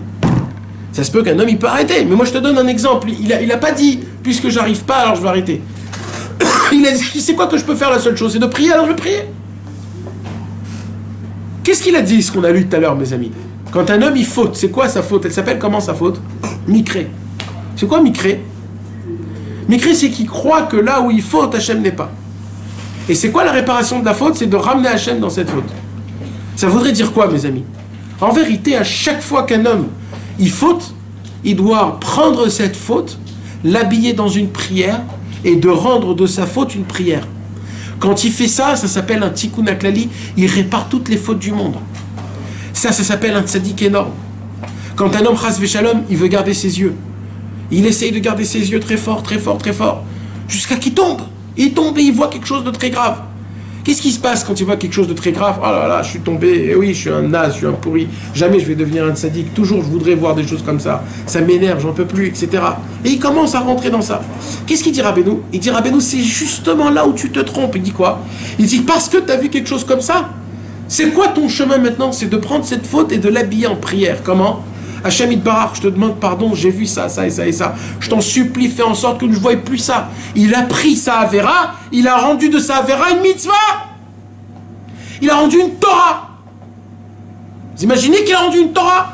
Et comme ça, un homme, il peut tomber dans des fautes, mais de toutes ses fautes, il rend une Torah. De toutes ses fautes, il rend des mitzvot, il se rapproche de Hachem. Le Yetzirah, il va voir ça, il va dire, mais celui-là, je l'arrête tout de suite. Je ne vais plus le faire fauter. Parce qu'il crée des Sodot Elionim. Il fait des choses énormes. Et c'est comme ça que je deviens un tzaddik, mes amis. Mais le problème, c'est quoi? C'est qu'on n'y croit pas dans ces paroles-là. Encore une fois. Donc on a beau tout dire, on a beau tout faire, et on n'y croit pas. C'est pour cela, mes amis, tout, même si Rabbeinu, il vient et vous apprendre la Torah, si vous ne croyez pas en lui, il ne pourra pas vous aider. Rabbeinu, il a dit, j'ai juste besoin d'une seule chose. Simchu al Kori. Ki Kori Gadol. Rabbeinu, il a dit, croyez en moi. Croyez ce que je suis en train de vous dire, croyez. Parce que c'est comme ça, c'est ça, Béhémet. Croyez dans mes paroles. Le problème, c'est que vous ne croyez pas que le désespoir n'existe pas, que tout dépend de la Emouna, que si tu te juges du bon côté, tu es un vrai tzaddik. Que si tu trouves Hachem dans les fautes, tu as fait de ta Avera une mitzvah. C'est écrit dans la Bible, mes amis, que quand Mashiach viendra, le Mashiach, qu'est-ce qu'il va faire? Il va nous apprendre comment faire de nos mitzvot, nos Averot, des mitzvot. Et quand on va apprendre ce concept, on va chercher tous les Averot qu'on a fait et on va les rendre des mitzvot. Alors tout le monde s'éblouit, oh là là, comment c'est puissant, mais espèce d'imbéciles tous. Rabbeinu HaKadosh nous l'a dévoilé dès maintenant. Il nous a dit comment on le fait, comment? Quand tu tombes, tu fais de ça une fila, tu demandes à Hachem de se préserver, tu as rendu de ça une mitzvah, tu as demandé à Hachem sur ça de ne pas fauter. Dans le ciel, tu as rendu cette mitzvah, grâce à cette Avera, tu as fait cette mitzvah, tu as demandé une prière. Il n'y a pas plus simple que ça. Mais le problème, encore une fois, c'est qu'on n'a pas d'Emouna. Rabbeinu, pourquoi il a voulu nous emmener dans ça? Parce que tout dépend de la Emouna. Il faut y croire. Si tu y crois, ça fonctionne. Si tu y crois pas, ça fonctionne pas. Il y a la fameuse histoire de Rabbi Uri de Strelisk, un des élèves du Baal Shem Tov. Rabbi Uri de Strelisk, c'était un tzaddik énorme. Énorme. Rabbi Uri de Strelisk, c'était, on l'appelle le Saraf, le Séraphin. Et Rabbi Uri de Strelisk, il était mamash, il a connu Rabbi Nathan, il a été annulé devant Rabbi Nathan. Et Rabbi Uri de Strelisk, tous ses élèves, c'était des élèves qui étaient très pauvres. Des gens simples, très simples, des gens pauvres qui ne travaillent pas, etc. Mais les gens simples qui ne travaillent pas, toujours ils ont beaucoup plus d'émouna que les autres. Et c'était quoi avant le travail qui était le naze, le travail le plus naze? À l'époque, c'était quoi? C'était d'être un bûcheron, de couper du bois. Couper du bois à l'époque, c'était très très difficile. Pourquoi? Parce que déjà, il faut être dehors, debout, dans le froid, et il faut couper du bois, et c'est très difficile. Mais comme c'était le seul travail qu'il y avait pour manger, alors les élèves de Rabbi Uri de Strelisk travaillaient dans ça. Et un jour, il y avait un homme simple, Pachout, il est rentré dans la forêt pour couper du bois. Il a commencé à couper le bois, et comme il a mal coupé, le pauvre, l'arbre est tombé sur son pied, il a écrasé son pied. L'arbre est sur son pied, lui il est dessous, et il commence à crier. Il commence à crier. Tout de suite, les élèves, tous, ils entendent des cris dans la forêt, ils courent, ils voient quoi? Ils voient leur ami écraser le pied sous un arbre énorme, un tronc énorme. Comme c'était des gens qui étaient pauvres, ils vont pas d'abord chez le docteur. Parce qu'eux aussi, ils ont quoi? Ils ont de la Emouna. Alors quand il se passe quelque chose comme ça, qu'est-ce qu'on fait? On va tout de suite chez le tzaddik.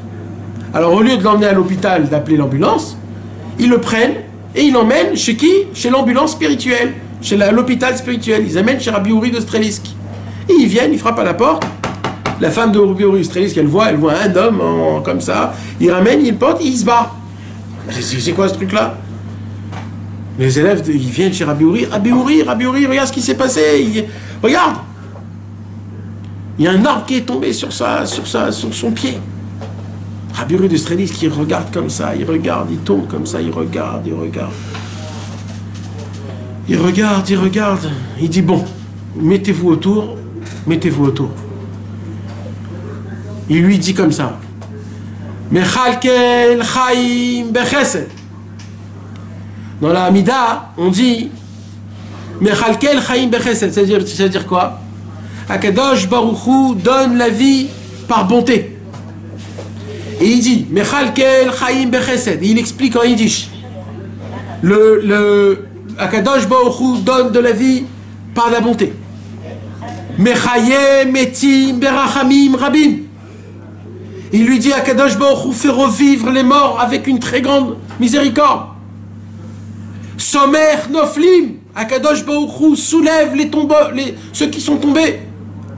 Verofer Cholim. Et Akadosh Baruch Hu, il guérit les malades. Et là, il le regarde. Tu es ma'amine qu'Akadosh Baruch Hu, il est Rofer Cholim. Il lui dit, Rabbeinu, quel ani ma'amine? Il dit, t'es ma'amine? Il dit, quel? Alors lève-toi. Il essaie de se lever, impossible, c'est écrasé complètement, il n'y a plus de tibia, il n'y a plus rien. C'est écrasé complètement. Alors il dit, tu n'as pas encore de l'aïmouna. On va reprendre depuis le début. Mechalkel, Chaim, Bechesed, et là il commence, et là il comprend que sa vie dépend de cette émouna. Là il comprend que toute sa vie, c'est maintenant ce pasouk-là. Mechalkel, Chaim, Bechesed, quand tu dis le matin, Mechalkel, Chaim, Bechesed, tu y crois vraiment qu'Hachem te donne la vie par pitié et miséricorde? Alors il lui dit, Mechalkel Chaim Bechesed, Mechaye Metim Berachamim Rabim, Somer Noflim, Verofer Cholim. Et là il lui dit, tu es ma'amine qu'Hachem il est Rofer Cholim. Il lui dit, Ken. S'il lui répond Ken, c'est qu'il sait qu'il va lui dire de se lever, donc il a un peu d'émouna quand même. Alors il lui dit, lève-toi. Si tu es ma'amine, lève-toi. Et là il essaye de se lever, il n'arrive pas. Alors il a dit, t'es pas ma'amine. Alors on va reprendre dès le début. Mechalkel Chaim Bechesed. Mais qu'est-ce que vous croyez qu'à l'époque c'était comme ça? Tu sors pas tant que t'es pas un tzaddik. Tu sors pas tant que t'as pas la émouna. Pourquoi ils l'ont emmené là-bas? Pour faire du joujou? Pour prendre une bracha du Rav? Il n'y a pas de brachot. Il y a de la vodat Hashem. Et là il le reprend Mechalkel Chaim Bechesed en criant, en pleurant. Et lui il dit Ani ma'amine, tout Ani ma'amine. Verofer Cholim, Ani ma'amine, en pleurant, en criant, il dit Ani ma'amine. Je suis ma'amine be'emet qu'Hashem yitbarach. Malgré que le tronc, parce que mes amis, c'est ça qu'il faut être ma'amine. C'est quoi d'être ma'amine? Le tronc, il est énorme. Le tronc, quand il est tombé, il s'est écrasé dans le pied, mes amis. Il a bien écrasé l'os. D'accord? Quand tu as écrasé l'os, il faut opérer. Il faut mettre des vis. Il faut mettre un truc. Alors maintenant, c'est quoi tout ça? Tout ça, c'est des barrières de la Emouna. Docteur, opération, vis, prothèse. Tout ça, c'est des barrières de Emouna. Papam. Mais non, mais jamais ça existé. Ambulance, docteur, hôpital, Tofes Arba, Tofes Ramesh, tout ce que tu veux. Tout ça, c'est des problèmes de Emouna. Maintenant, un homme, pour se renforcer dans la Emouna, il faut qu'il enlève ces choses-là. C'est quoi? Ces barrières de nature. Pas d'ambulance, pas de docteur, pas de Tofes Arba, pas d'opération. Pas tout ça, il faut être ma'amine. Si Akadosh Baruch Hu, il a mis de la puissance, que le tronc d'arbre, il m'a écrasé mon pied, de la même façon, Akadosh Baruch Hu, il peut faire en sorte que mon pied se remet tout en même temps, et comme si de rien n'avait. Et lui, il a dit Ani ma'amine. Alors il a dit, ah bon? T'es ma'amine? Ben lève-toi. Et là, il s'est levé. Il s'est mis debout. Il lui a dit, maintenant, frappe avec ton pied. Fais comme ça, je veux voir Béhémet. Et là, il commence à faire comme ça avec son pied écrasé. Il n'y avait plus rien, mes amis.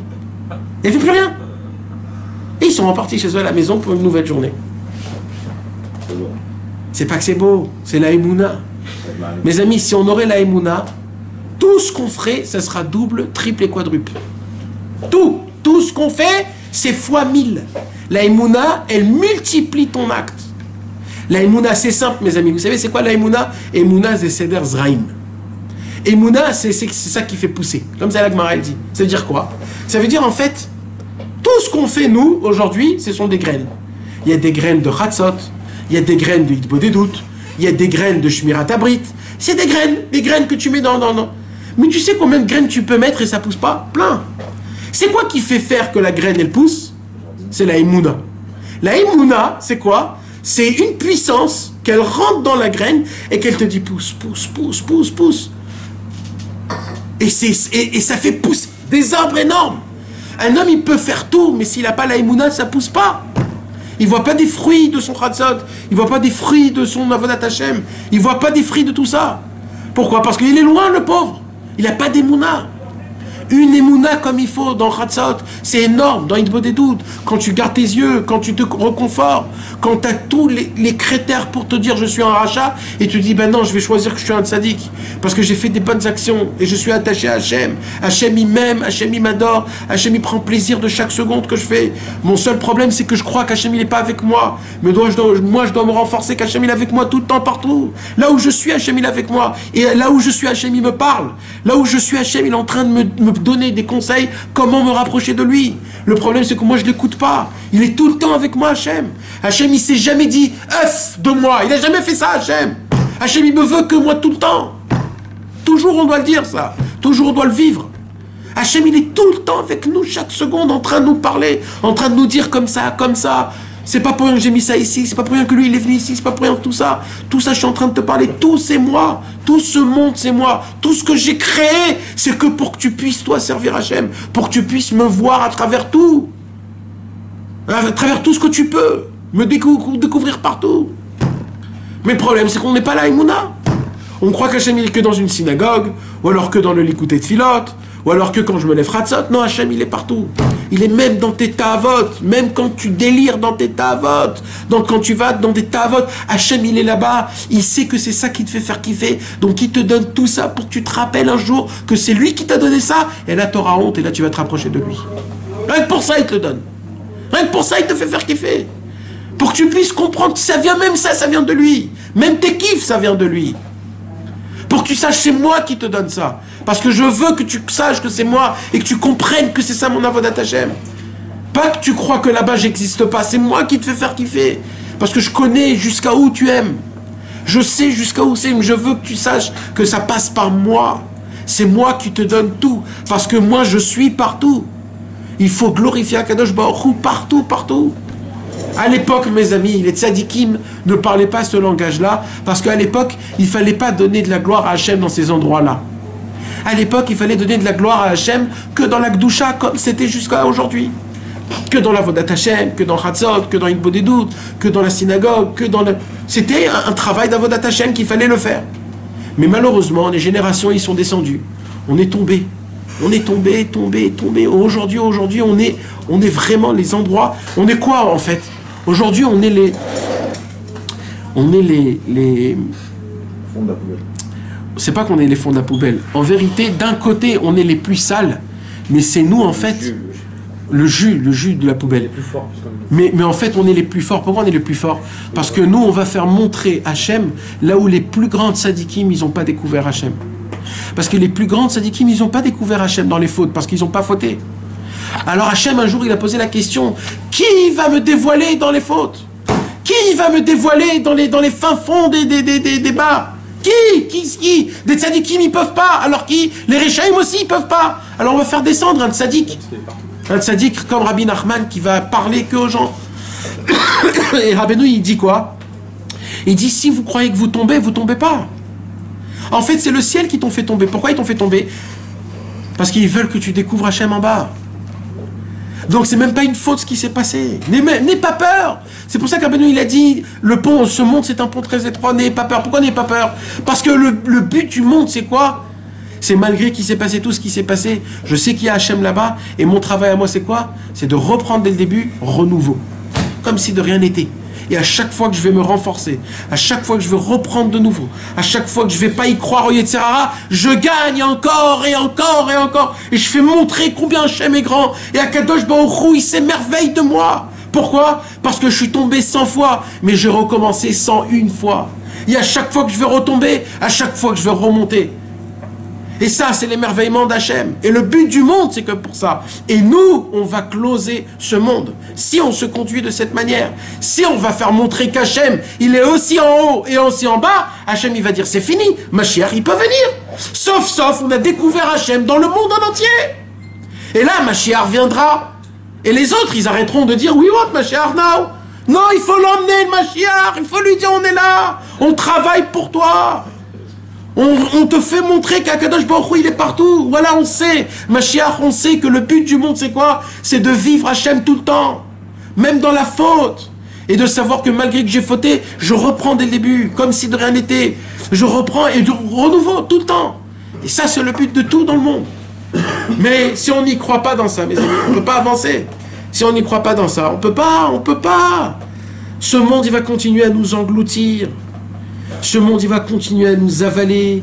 On va continuer à revenir tous les mardis, réécouter la sira du Sirot Haran, comme si de rien n'était, comme si on avait oublié la sira de la semaine dernière. Mes amis, il faut vivre ces paroles. Il faut prendre ces paroles. Il faut aller dans la forêt. Il faut crier comme un ours, comme un loup. Il faut crier jusqu'à que tu n'as plus de voix, comme des bêtes féroces en disant Hachem, j'ai appris ce soir un conseil qui est énorme. C'est quoi? C'est de te découvrir partout dans le monde, dans ma femme, dans mes enfants, de croire que tout c'est Hachem, de rendre tout une fila, même quand je tombe, je ne suis pas éloigné de toi, c'est toi qui m'emmènes là-bas pour que je puisse te découvrir là-bas, pour que je puisse me renforcer de plus tomber et me rapprocher de toi, Hachem. Et quand tu dis Hachem, mais je sais très très bien, je me connais, que ça, ce que je suis en train de te dire, je vais l'oublier demain matin. Je vais plus y penser demain matin. Pour moi, ça peut être important. Et je vais faire comme si de rien n'était. Je crie maintenant à Hachem que ça passe pas, que ça soit pas juste une chose. Fais en sorte, Hachem, que je puisse le vivre tout le temps, que je sache, que je comprenne que l'essentiel du monde, c'est de ramener, de glorifier Akadosh Baruch Hu partout, d'avoir la émouna parfaite partout, tout le temps. Toutes les bonnes choses que je fais, c'est énorme. Les mauvaises choses que je fais, c'est Akadosh Baruch Hu qui veut que je passe là-bas pour que je me renouvelle. Parce qu'Hachem, il n'aime pas ce chemin que j'ai pris. Donc il veut une renouvellation. Il veut un renouvellement. Il veut du nouveau. Il veut du neuf. Même Hachem, il se renouvelle tous les jours. Même Hachem, il dit à la fin de la journée, ce monde, je vais le refaire. Et il refait la même chose identique. Mais c'est identique, oui, mais c'est neuf. C'est neuf. C'est du neuf. Un homme, il kiffe sa voiture. Tellement il kiffe sa voiture, il achète la même voiture en neuf, la même. Mais pourquoi? Parce que je l'ai kiffé, cette voiture. J'ai kiffé, c'est celle-là que je kiffe. Hachem, il nous kiffe, nous, et tous les jours, il nous reconstruit de la même manière. Et on refait les mêmes choses sans qu'on sache. Mais parce que Hachem, il veut qu'on le découvre là-bas. Parce qu'il y a une